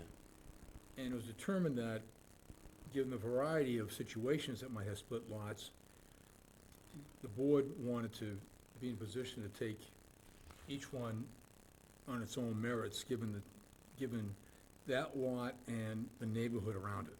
Mm-hmm. Okay, and in this particular case, obviously, this isn't there's no sign of commercial anywhere near this street, as far as in that neighborhood. So I do feel the fact that, going and judging the dimensions of this based upon, the residential zoning, mm-hmm. and for the whole lot is the appropriate way. Mm-hmm. Okay. And we've submitted that. I mean, we're not looking to use the 80%. Yeah, but we did have on a past scenario, because of where it was, we had to another example, we just decided in this case, this is how we're gonna do it. We applied a different set, because we wanted that option to be able to do what was best for the neighborhoods that may affect by split lots, as well as to do right by, right by an owner, okay, as well, as best we could, all right? I have some thoughts in this case. I just like to defer them until I hear from other members of the board. And I'm going to start with John. I mean, technically, I don't have a big issue, but I will say I struggle with this one, looking at the plans and the proximity to the street and the height and bulk, you know, and the number of different nonconformities that we're adjusting here. So I actually drove by again, actually on the way to this meeting, both Windermere and Lincoln Village Road, just to, to get a feel. And I can't say that I'm even 100%, certain which way I am right now. I understand the neighbors' objections. I will say, looking at both the plot plans, and the, going on Google Maps and everything on the overhead is pretty much every home here has been modified in some way, right? So, and they are all non-conforming lots. None of them are conforming, so there's probably special permits all over the place on this street for what was done previously, and as you say, number 12. So, for me, the biggest struggle was the height and the proximity of that height to the street, of a structure. But on the other hand, there's been a lot of other various modifications, within a quarter mile of that house that, are also not standard, typical Cape Cod homes. So, I don't know, I just throw that out there as a, it's been a challenge on this one to just kind of, evaluate the impact of the neighborhood. Al? Keeping with what John has just said, the town of Harwich, many of the homes have been expanded over the last 30 years. And the smaller neighborhoods, you go down to the campgrounds, you go down to Watasse down there, and many other areas in this town. The homes have gotten larger. There's a lot of tear downs now. I struggle with this one here, but given the conditions under which this home is currently built and what they're proposing to do with this property, I don't have a problem with it. Because homes are becoming larger and larger. They're on small lots, continue to go up 2 stories. And I think this proposed project is within keeping. Nothing more on it. Ken? Well, I'm struggling with a few things. I don't have an issue with the building coverage. I think we've covered that. You'd use the whole lot and use the less restrictive, so I don't have an issue with that. I struggle greatly with the fact that you're talking about a 10.5-foot setback with a 27-foot tall building. And I am not convinced that this meets the Gale cases standard, that it wouldn't be detrimental to the neighborhood. It's so much different than everything else that I see out here. I know that I was not here when it happened, but I understand 12 got approved, lot 12, to add a second story over the garage. And I believe to the north, 38, and whatever that other number is, 461, I believe they have higher elevation than most of them. I don't think it fits the neighborhood, and that's my great concern. And I guess at this point, if I were gonna look at the Gale case, I would not be voting in favor of this. I echo a lot of Ken's concerns. From a split lot perspective, I agree with the argument that you can look at the residential criteria for the whole lot, because the building is clearly residential, and I wouldn't apply the commercial fraction to that. So take that off the table. But I do look at the neighborhood, and I was part of the approval for 12 Lincoln Village, and looking at the village before that one, I specifically noted the fact that they weren't increasing any of the nonconformities, and there was another house in there that had put an addition over a garage, very similar to what 12 proposed. This one And the fact that 12, was only a partial second floor, just that garage, not the main body of the house. This proposal is much bigger, does increase the nonconformities, doesn't match anything else in the neighborhood. And according to some of the letters from various neighbors, this size, this particular house was part of the character 90 years ago when that neighborhood was constructed. And it's really sort of integral to that neighborhood. And I think that changing that should certainly detrimentally impact the two houses right beside it. And overall, I thought it doesn't fit in the neighborhood. Okay, like others on the board, I spent a lot of time on this and try to, so I did write out my comments. So, when granted a special permit, a zoning board must determine the proposed structure will not be substantially more detrimental to the neighborhood than the existing one. As others here, I'm concerned about the impact on the community in that neighborhood. And when evaluating substantial detriment, a zoning board can consider a potential impact on surrounding properties, which includes aesthetics and overall neighborhood character. Impact on neighborhood character is important, and the thing is, does this proposed project significantly alter the nature of the area? And I believe it does, and it does in two ways. Proposed project significantly impacts neighborhood character due to its size, height, and aesthetics. And in my opinion, the two-story, which is not just over a garage, but a major two-story structure facing the frontage is not appropriate for this neighborhood. Another issue for me is the intensification of non-conforming setbacks, and especially the frontage would set the structure very close to the street, and I think would be overwhelming with two stories facing the street so close, particularly the portion of those front setbacks, which are going from 14.5 to 10.5, or a 27% reduction. It's actually 27.5, but I'll go to 27. Intensification of this location, in my opinion, is not appropriate and contributes to the proposed project as being a substantial detriment to the neighborhood. Now, I've done this in the past, and I looked up, cases, and there've been other cases where boards have denied because of a property that's gonna be built, too large to the balance of the neighborhood, and have denied things because of aesthetics. So in my opinion, the proposed raise and replacement of the existing structure with a new larger two-story structure as designed, would be substantially detrimental to the neighborhood, is based on aesthetic concerns, the mass of the property with significant intensification of the front non-conforming setbacks.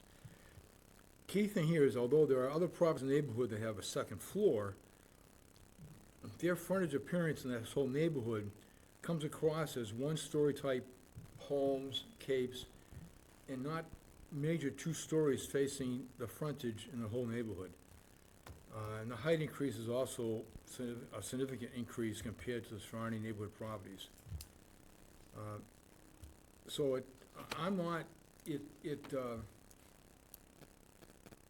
I can't look at, and I'm not looking at, in fact, this would set a bad precedent for the development neighborhood. I can't look at what's been going on with the rest of Harwich regarding raise and replace, things getting put in bigger homes. I have to look at it as what's happening to this neighborhood and what is the impact of this proposed construction. And I think, if this got built, you'd be driving down the street and going, whoa, where did this come from? And I have that feeling that it's gonna be extremely noticeable to the rest of the neighborhood, to me, and regarding also the aesthetics and the design of the house. I'm not concerned about the coverage at all. I'm not concerned about as much on the setbacks, except the fact that height, that close to the road, is throwing me off, and because of that, I just don't think that this proposal will fit well with the character of the neighborhood, and I'm not in favor of it. But that's why I want to listen to everybody and opinions, and also want to hear the opinions of, if anyone has any opinions during open session here. Before I do open this up to comments of public, this one first, any other comments from the board members? From the applicant at the moment? No, I think You you're get a here. chance to speak later. Yeah. Well, okay. So, we're gonna go into public comment time.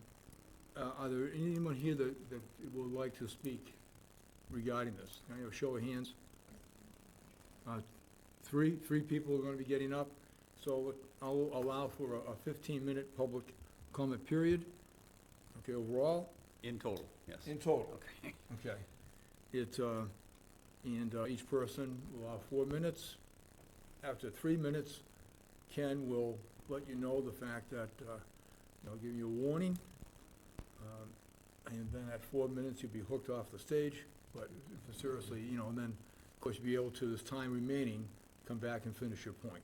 So, if the first person would like to get up and speak, and need to go to the podium and introduce yourselves, okay? Is there a login sheet, Brian? I think there should be. Now, just one point here. Anyone who's the letter which I read earlier this evening, I prefer that, if that's one of you people, not reread your letter, but maybe highlight points, rather than rereading the letter, if you happen to be that person's letter that I read.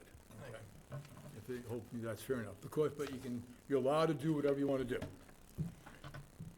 Please. Thank you, Chairman.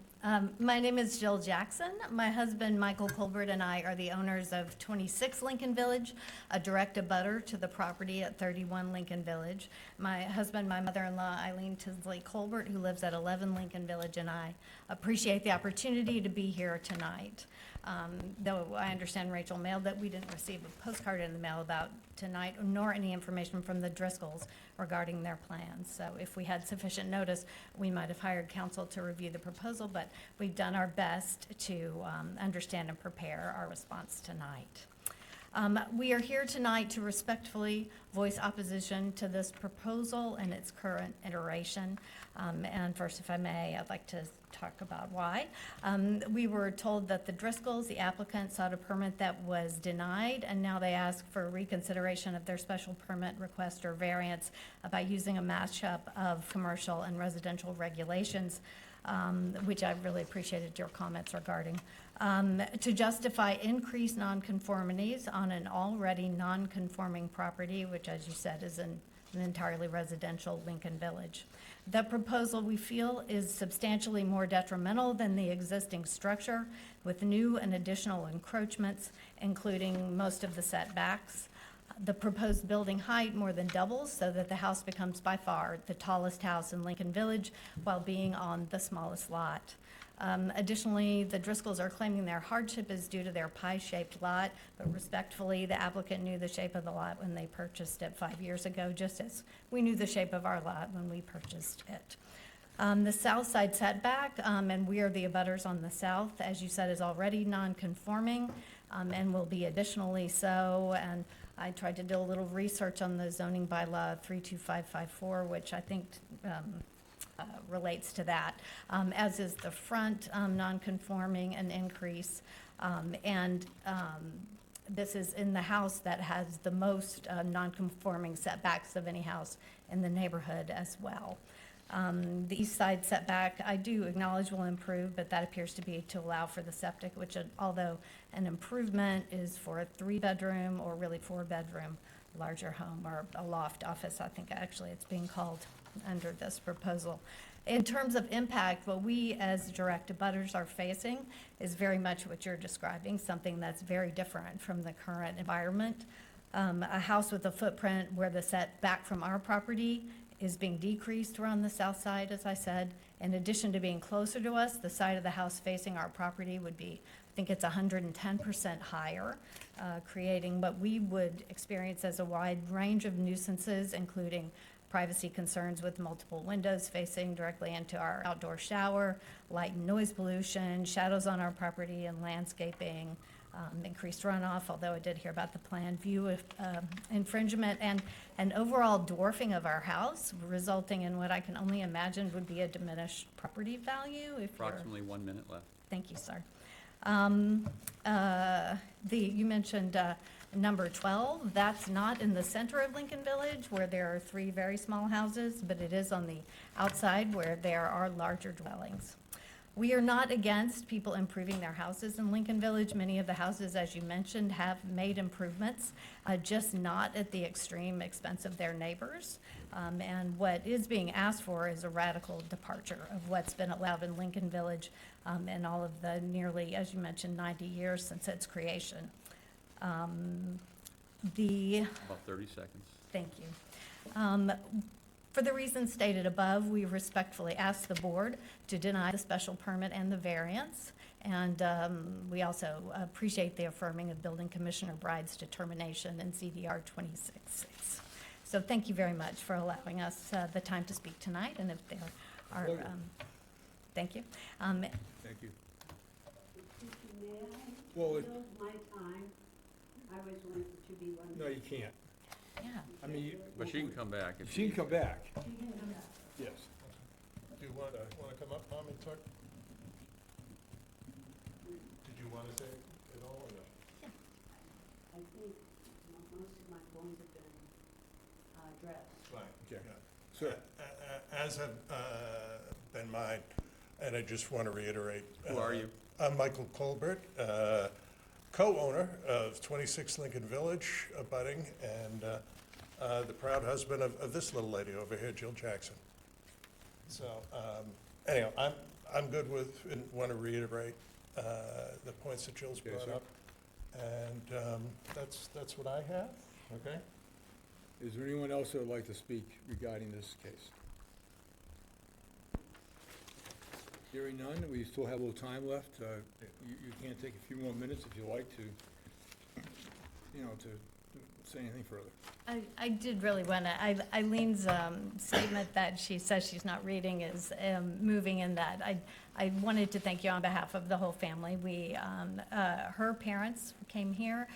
Michael is second generation, or third generation to be here in Harwich. My daughter is fourth generation, so our interest in the community is really deep. And I do have a fun fact regarding Lincoln Village and Joseph Lincoln, Excellent. who all the homes are named after, which is that we, when deciding to put a sign up on our house, couldn't decide whether to use do you know that the houses in Lincoln Village were named after Joseph Lincoln's books? The name of our house is Blowing Clear. We said, is that a good thing or a bad thing? So we will take the board's advice on that. I understand there are additional changes to that the site coverage would have been an issue, except for the new change in the law that you were discussing earlier, so I appreciate that. It is, of course, a concern of ours, but I understand it's not legally potentially admissible site and building coverage, as it might have been in the past. But I do think the encroachments, even though I was listening closely, and I understand that they change on the different sides of the house, are still to those of us that are in that small center portion of Lincoln Village are huge. So I would like to say thank you very much for visiting the neighborhood, as I'm sure you have many times, and for your support in those regards. Okay, thank you. Thank you. Is there time left? Yes, there is, ma'am.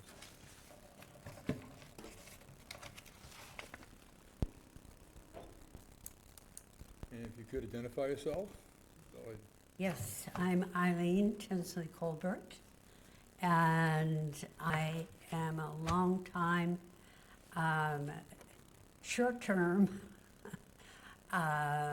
resident of Howardsport from conception, I'll have you know, not just from birth. And I want to thank you, gentlemen, for your time and your care. And I think most of the points have been addressed.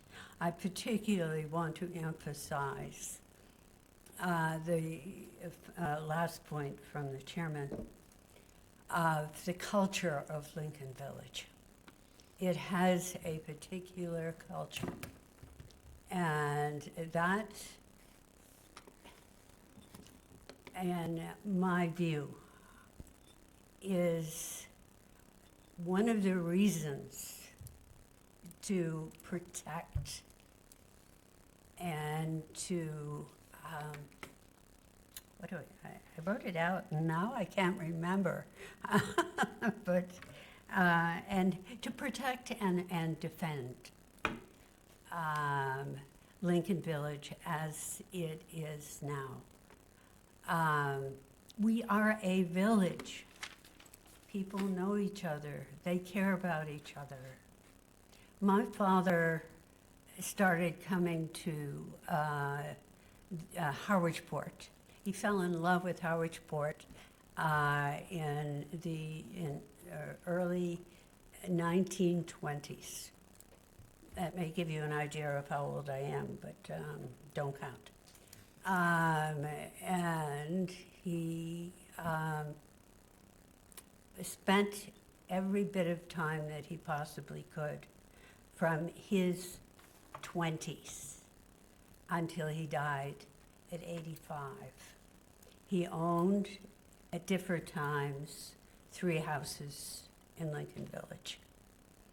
So we have a history, and it is important to us as a family to be able to continue that history and to be able to continue it in a way that's cohesive and that is caring and that is respectful. And we hope to continue that for many generations to come. Hopefully tonight you have made that possible. And I want to thank you, each and every one of you, again, for the hard work you do. I understand, am I correct, that you're volunteers? Yeah. So then I thank you 3 times over or 10 times over, take your pick. And I am so grateful to have had much of my life spent here in Harwichport, and I am enriched by the tender care that I find from the people, from the residents of Harwichport, tender care for each other, but also tender care for the environment. And you, I hear, are protecting the environment and as it is green and blue, and you are protecting the environment of the hearts of the people of Lincoln Village. Done. Okay, thank you. Thank you, gentlemen, and thank you, Madam Secretary.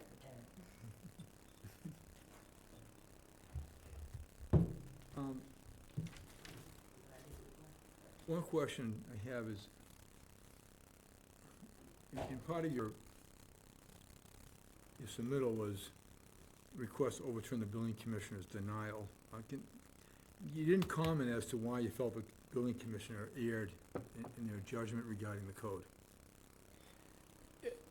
Maybe I didn't come across clear. As I understood it, they were saying that we're going to assess this case by building coverages separate for each zone, so that you're... Oh, I see. That's what, that was concerned, okay. Yeah, it was only that portion Right, of it. okay. It wasn't the setbacks or anything like that. It was the fact that our position is that building coverage should be, what is the building coverage in the entire lot? That clears it up. I Yeah. appreciate your Okay. comment on that, okay?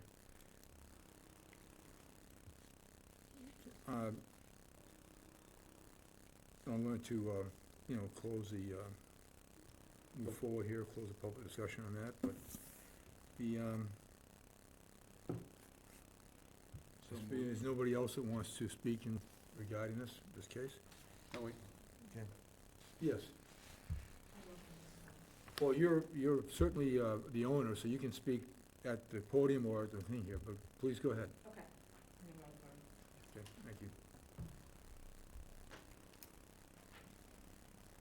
So hi, I'm Michelle Driscoll. I'm one of the owners of This isn't timed, actually. 31 Lincoln Village. And I just wanted to say that I appreciate the opportunity to come in front of this board, and I respect the opinions of this committee. However, I would like to come away with clarity on what potentially would be acceptable, because I feel as if the property that we propose, and I hear that the aesthetic is not acceptable and the height is of points of concern. There are a number of two-floor residences in our neighborhood where people have bedrooms and living arrangements on the second floor. Yes. And so that is something that we were looking to do in our property. It's not feasible based on the structure and the construction of it today. So that is one thing that I just wanted to kind of point out to this group. The other thing that I wanted to point out, and I don't think this is part of your issue, but I just wanted to clarify, is that when I look at the dwelling square footage, which is represented by the coverage, and I look at other houses in the neighborhood that have not only a primary residence dwelling, but also a garage, we are in the same ballpark as other houses in the neighborhood, maybe not in the direct circle that we live, but my interpretation of the neighborhood was potentially not only Lincoln Village, but other properties that I see. I think one of you recommended like within a quarter mile. So as I think about what the neighborhood is, I think of it as some of the things that I'm seeing around Harwich Port in what I would say similar neighborhoods. And yes, we would be the first to raise and replace, but as you mentioned, there are numbers who have done different kinds of modifications to their properties. Okay, so, and the attorney can help and have an open discussion here. As a board, we, and I believe that we can't lay out to you what to come back with for a change. Clearly. Okay, that's not our Understood. purview. What you have to consider here with talking to, and again, there's been no vote here to turn this down either, okay? So, is to look at perhaps, and the attorney be able to advise you as to the reasons why individual or the whole board has voiced concerns on the project, okay? You know, my discussion was, it wasn't necessarily the coverage ratio, because it's all well within and so forth, not concerned with that. The aesthetics as far as the presentation to the frontage. There are other homes, or several homes in that neighborhood, from what I could tell, that have second floor living areas, which is typical of a Cape-style house, okay? In some regards, their design has been the fact that they've had second floors without, and some of them have, you know, the, what's it called, the windows that are, Dormers. well, they have dormers, you know, but not full second floor facing, you know, units to a street, which to me is an aesthetic issue regarding that particular neighborhood. I'm also concerned, myself personally, of even though, you know, the setbacks are very, you know, bringing in into that 10-foot range and 11-foot range to the street, to me, was just too much of a change on the setbacks, from the 14.5, you know, to the 10.5 particularly, and have that in areas where you're looking at not just a frontage with a dormer and so forth, but a full 2 stories, and it just seems, you know, to me, a massing, as I use the word, you know, of the area. I would prefer to see the fact that the setbacks didn't get any closer than they are right now, me personally, and that's one reason that, or not quite as much of a change of 27%, you know, quarter distance difference. So that was my personal viewpoints of why I have concerns regarding the design, Okay, okay?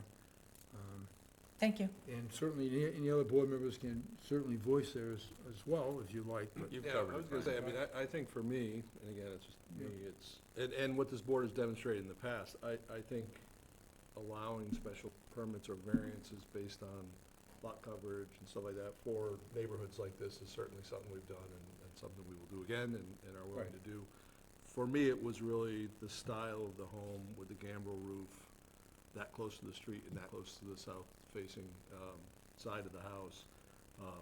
It's just that high, that close to the property line. Thank you. I mean, again, roof pitch can mean a lot. Yeah. Okay? You know, on the design, that's, on aesthetically, that's what the main concern I think is. size of it, you know, again, lot coverage, you know, I mean, honestly, if the lot coverage was a couple percentage higher, I don't think that would have been a concern for me as much as just the height of the building that close to the property line. Thank you. You're welcome, thank you.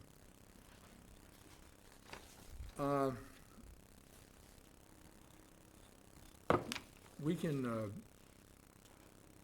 can get into all the details as far as on the documentation and so forth, but Yeah. I want to hear if you Oh. have a viewpoint at the moment of what you may want to do. Yeah, so I wanted, you had asked earlier, and I said, yeah, I'll just reserve until at the end, so, yeah, I didn't hear it.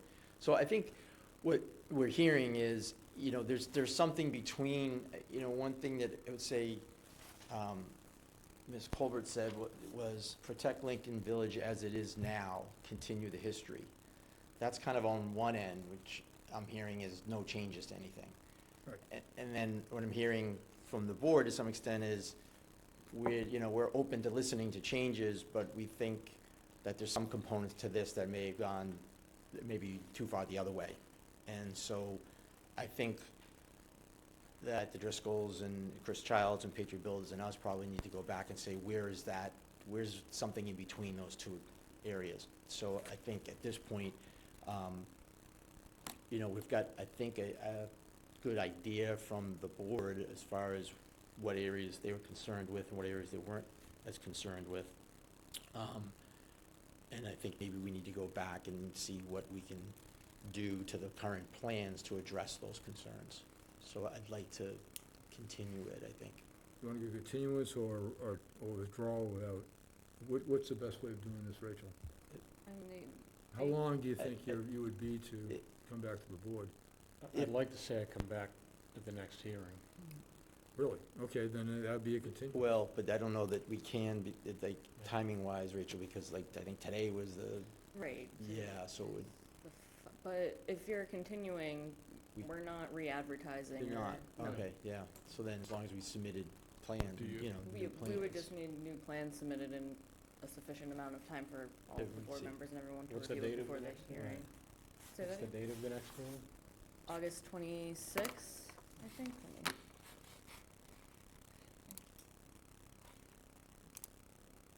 August 26th. Yeah, so I think a continuance rather than a. Well, a continuance gives you 6 months. Yeah. Correct? And, What does and, the form say? It does say 6 months.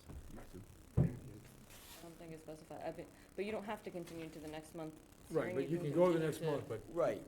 To September if you needed. it goes for 180 days from the date. So Yeah. you can file and you continue to the next meeting, you notify us, it could be whatever, Right. you know, so you've got a substantial period of time to, That it would last for, correct. But you know, But between the options of withdrawing and continuing, I think would you rather can just continue continue, it. and if you're not ready for the next meeting, no big deal. Mhm. Okay, we just need sufficient, you know, and I think regarding, you know, the neighbors and so forth, you'll have to, this will not be re-advertised. Right now, we're continuing to the August meeting, but you can also keep track of the posted agenda for a meeting to find out what cases are gonna be heard that. So you can check it that way, approximately 10 days. The agenda doesn't get posted until 3 days before the hearing. Okay, So just need to keep track of it that way. And perhaps if you, Last Get their Wednesday. contact information, and when we You submit can it to the also- town, submit it to them as well, right, yeah, but also, if the letters. this, That would be I'm not gonna interject in the neighborhood, you know, neighbors getting along and so forth, but if you feel that you're not gonna be back in August, tell one of the neighbors, Right, yeah. and they can Right. spread the word, Yeah. okay? That way, everyone, you might as well, you know, right, so let's just try to get a little, you know, kumbaya here as far as keeping track of what's going on. So if you aren't gonna make the August meeting, let the neighbors know, Again, I'm not directing the applicant to do this, but if there was an opportunity to share a new design prior to a meeting, that wouldn't be such a bad idea either. Okay? Just a thought. You might as well look at it up front and Yeah, work that's that what, out. that's what I was just saying, when we submit it to the town, we, at least the people that we know of here that we have letters from and so on, we'll submit it to them too. Yeah, I mean, just let them know and, sit down at a kitchen table, who knows? But, we'll try to work it out. Rachel, you wanted to add something? I just have a question, Chair, if I may. Yeah. When doing continuances, shouldn't cases be continued to a date certain? Yes, we're gonna continue it certain, but you can, May continue the to applicant get- then can request that to be changed. So we're gonna continue this to the August meeting. But should they not be ready for August, he has to notify you that they're They're gonna gonna- continue. another continuance. Okay, Request another continuance. And at the next meeting, they would have submitted to the board a request to continue the continuance. So we'd actually need a formal letter from you that we're gonna continue the August 28th meeting. Now, right. okay. But should you not be able to make it, you'll have We'll to submit a submit, letter yeah. requesting that continuance be changed to whatever, Correct, yep. within that 180-day period, Mhm. okay? Makes sense, yep. Yeah, all right. Can they alternatively continue it now, not for the August meeting, but They for could, the no, they could September continue it meeting now to instead? September, yes, they could, but right now they feel they want to. we feel we can make. You're ready for August? Yeah. Okay, that's fine, and we just need to, if you can't make August, tell us sooner than later. Yep. And so, whatever, and, just, next time, I know everyone wants to get together and work this out, great. Yep. Right. So, I'm gonna write out the, continuance agreement.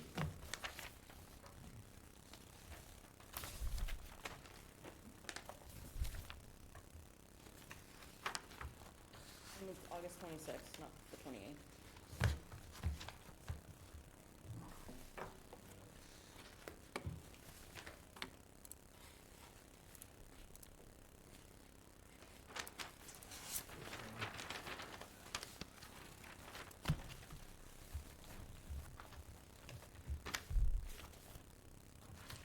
Just want you to know, I don't charge extra for a continuance document.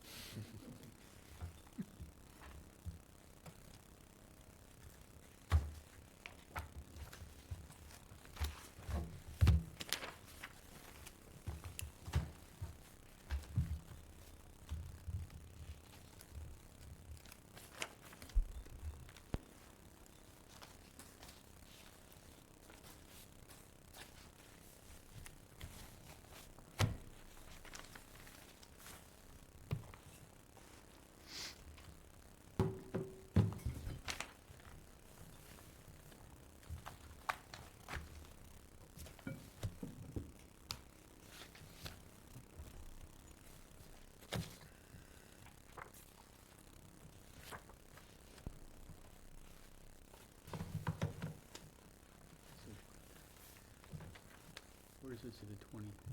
It doesn't. We're just gonna be mentioning it in here that we're continuing the case. The agreement to continuance is for a 180-day period, that's how it's designed.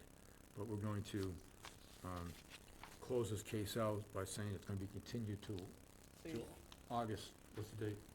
August 26th, just make a motion to continue. So, Because it shows up in the minutes, says continued until a certain date. right, but the continuous agreement is strictly a 6-month period. I have to make a motion for that. A decision While will I'm just have to be. walking over to Michael, Kevin, did you make a motion to continue the hearing? Yes, I'd make a motion to continue this hearing to August 26th.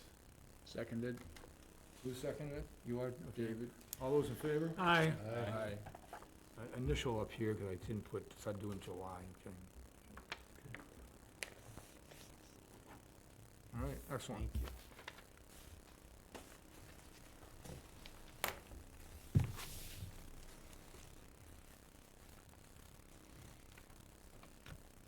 There you go. And if you can send a copy of that, Rachel, to the attorney. Yes.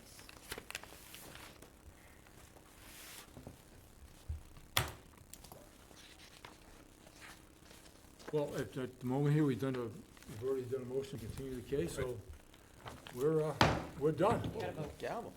We're not done tonight, but we're not gonna, Oh, you did, Voted. okay, okay. yeah, we did a vote to continue. We did.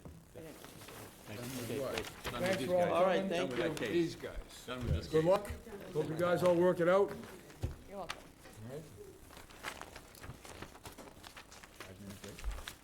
All right, I'd like to take a 5-minute break, if we could, and then we'll jump into the easy stuff, all those new amendments. All these minutes.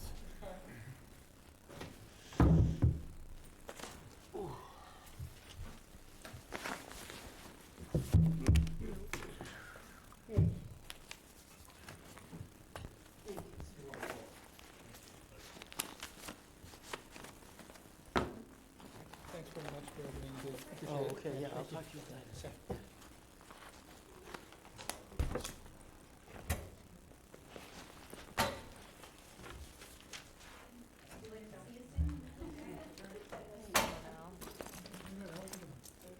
A year old now.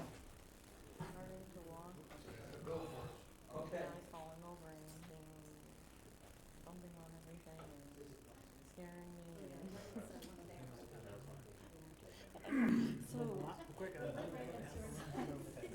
So, did they have to break Can I ask you a question completely unrelated to this? Were you related to Harold Donahue, the former congressman from Worcester? So am I. My name's Michael Colbert. And, spelled the name a little differently. yeah, you could afford the G, right? Yes. Yeah, Harold was, Well, when my grandfather died, he became my father's legal guardian. So he was an uncle of my father's, so a good surprise. I like this. oh, yeah. Well, the other thing, for me was more for service. It helped me. Harold was the military, portion of the.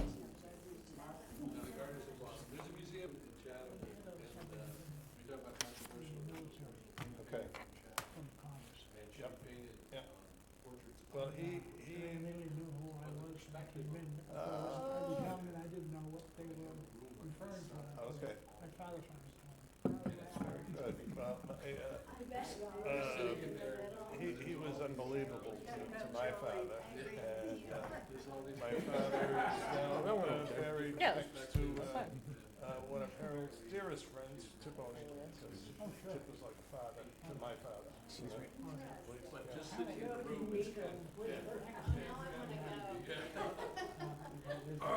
All right. Okay.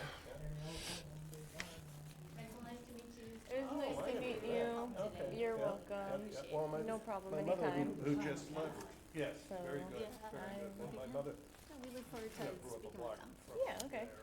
Collier Any Road. questions that come up on I just heard my here, mother. free, My call mother, me, what did you email. say? Okay, I'll do Collier Road, anything. related to Be happy to help. his Uncle Harold. You're welcome. Harold, oh, he's my husband's, guardian. Yep. Is that right? Yeah, Uncle Harold. Yeah. Lived on Forest He Street. was like, yeah, Yeah, I with lived his very near sister Forest Street. Anna. He was living in Worcester Road. I lived in numerous places around the city of Worcester, but, Where were you born? I was born in Worcester, Royal Hospital. I bet I was. Rachel, that date was August 26th. But your mother. We won't talk about that now, will we? No, very good, yeah. But your mother was by there at the Ken. memorial. Oh, Yeah. there. My mother was, And then yes, Dave. and she trained there. How long you been down in the place? Oh, forever. And so Since far, I was that's born. Oh, okay. gonna be the only, that's the only case for August. Yeah. Maybe so you keep I bringing didn't get it any up. applications. Okay, Wow. thank God we squeezed one in. There are no Yeah. treatments out there. Hey, there's one existing besides this, or this is it so far? This case that got continued will be the only, At the moment, wow. Hey, we came that close to a month off. I know, Damn, the summer off. Oh, you no. Maybe they won't be ready yet. Maybe not. It's a lot to do between now and then. They double as, They look a little bit swing shorts. They actually, this is my, I have like, honestly, 10 pairs, different colors of these shorts. They may just pull another one. They are fantastic. Good thing it's not your waist up, people I can can see hop you, in you the realize pool. that. We were there, but, Hop in the pool real quick. I actually was gonna change my shirt. My wife was like, you know, we all have those weird things. Yeah, you should change your We have to- I don't know that they're I gonna go with her advice. pull another one off the shelf, but Right. maybe. Well, there's a lot of These are sort made of from basic capes in recycled that bottles. neighborhood. I mean, you can put a Recycled what? basic cape plan. Plastic bottles. Well, I mean, it's not that they're exceedingly unusual, Environmentally it's that they're destroying the also road. consistent. Like, Okay. just that- Yeah, you Al, got two Al, you simple about ready? dormers in front, is about it. Over here. Ready? All right, Al. I was born at Memorial too, by the way. Get the hook, you can time them, your time's up. That's right. Thanks, everybody. All right. Have a good night. I was born in Memorial too. Sorry for holding you all up. At least I Well, all was right, no, it's, you deserve, a few extra minutes here and there. I never asked about Inception, that's the first I've ever heard that. All right, so, Are we back in session? we're back. All right, so, I don't know what's the next step in the agenda? Agendas is minutes, isn't it? Okay, Approval of minutes, the new business? Yep. Administrative items, if you have any. okay, so, let's go to the May 27th minutes. Can I have a motion to approve them? So moved. Second.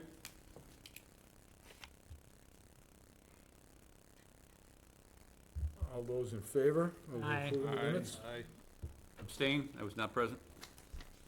4-0, 1 abstain. Okay. Okay. All right, moving forward.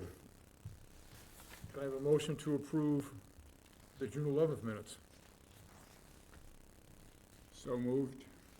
Second. Dave, Al? Discussion, please. Yes, absolutely. On page 3, 3/4 of the way down, Brendan Lowry, the Harwich Affordable Trust, noted that Harwich Affordable Trust does own Bassett Lane. I didn't hear that.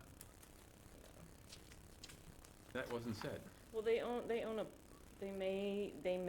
a portion of it, but only the portion in front of the properties that they own. But that's not, This is not an accurate confirmed. statement. it's not confirmed. Yeah, that is not an accurate statement. Can we strike that sentence? Or- Well, did he actually say that he may own part of it? I thought we still said undetermined, because I was frustrated by that. It was discussed that they may own a portion of it, and if they do own a portion of it, it's only the portion that's in front of. All right, let's strike it and put down HAHT may own, A Portion. portion of Bassett Lane that fronts their property. Because wasn't there a discussion that that was still gonna be analyzed? Absolutely there it's was. not Yeah, confirmed. so what, can we just It's say, not confirmed. that I would strike this, because, what this says isn't ownership to right. be determined, right? So have a statement in there that just says ownership of Basket Lane to be further Okay. investigated. That was, I believe, our conversation. Yeah. Yeah.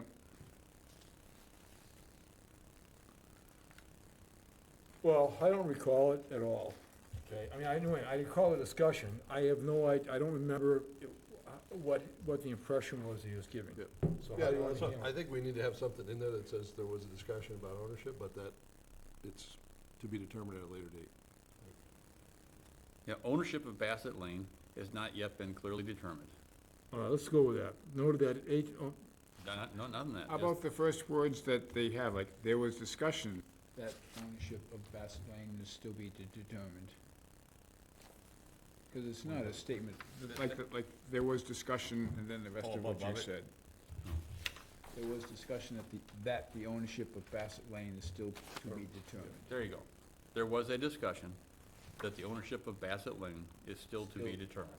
Yep. I like it.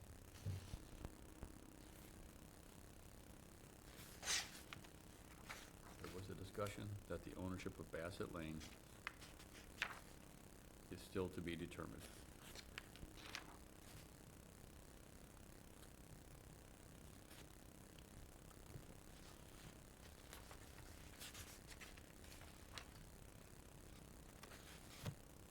at this for 9 months, I don't know why I can't get accomplished. No kidding. Approval. Okay. All right, with the revisions as noted,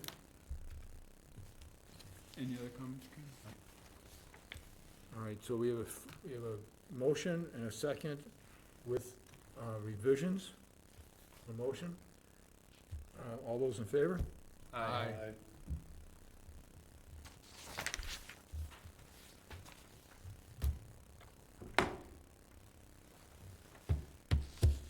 Okay, July 9th.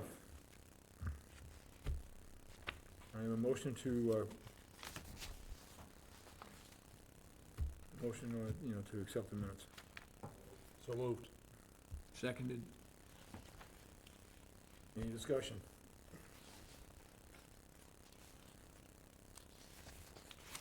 Nope. Okay.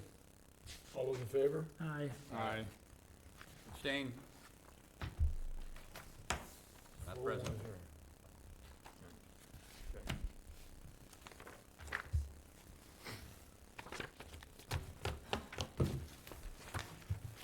All righty.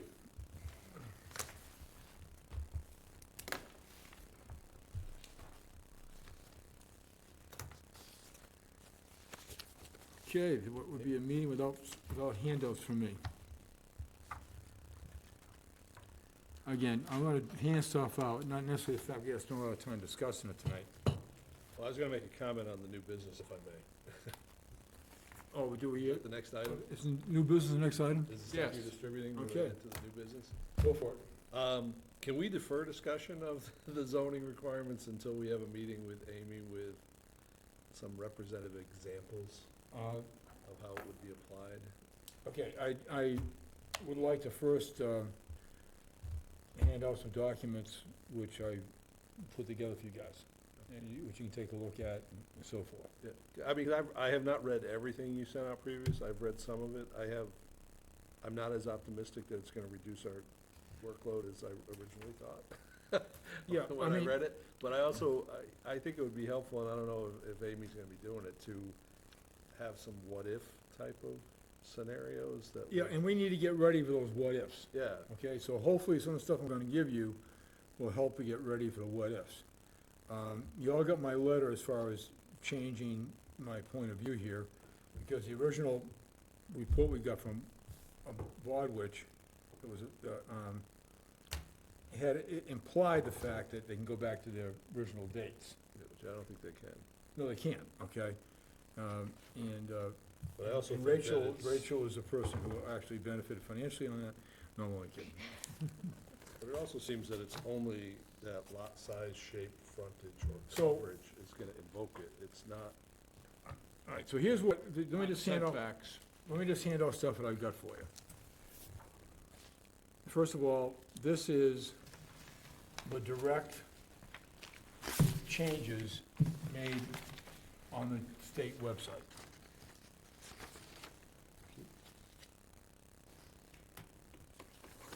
Anyone down to Rachel's? So this is verbatim, this isn't, this is copying they have a section there that shows the additional, the new changes, the amendments. So this is the actual Right. writing of all the changes. Yep, we sent this around. All right. Okay.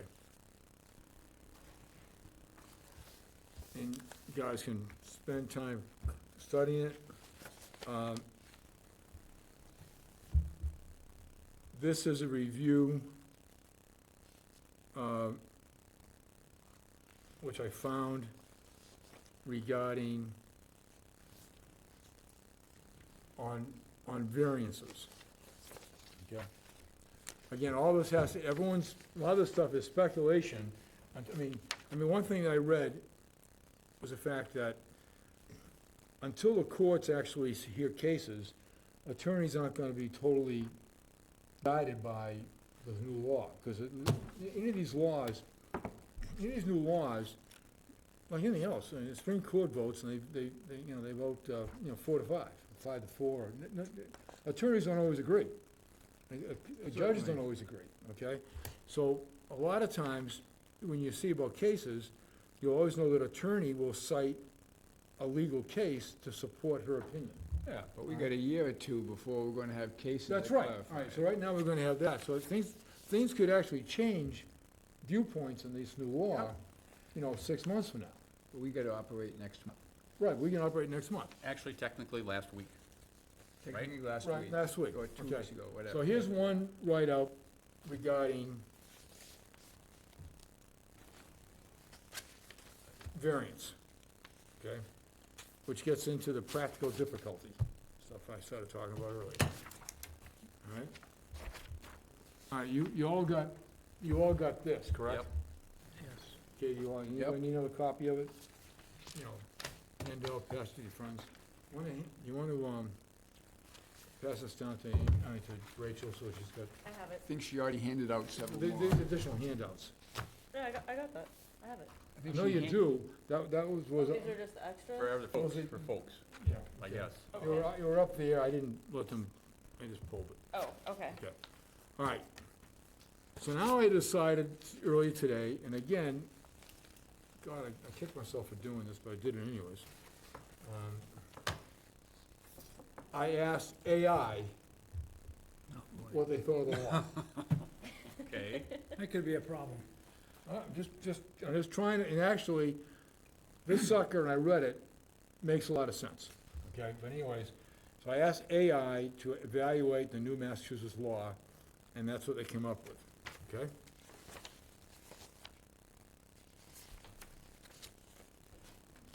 All right. Now, this actually includes, and this is regarding, that part of it, this is on non-conforming lots. The first one I gave you was a review, I didn't ask AI about the variances, okay? I probably should have. This one's on non-conforming lots regarding the new law. And it actually, when I did it, it also offered, if you're interested in this, Rachel, on the page 3, is a non-conforming amendment decision tree, given what the circumstances are and where it leads you to, okay? Again, I'm just hand you out research. This isn't, not necessarily, this is, a vision from God, okay? This is just research from the websites. So, that's handed out. I think there's, and maybe, hopefully, some of this material, if a case comes up prior to review from KP Law, so we have their report, we have this. Personally, there's I think I'd rather get in discussions after, as John pointed out, we don't need to spend a lot of time here. I think we all need to look these things up. But, this is just some research that I did, perhaps to further discussion and to,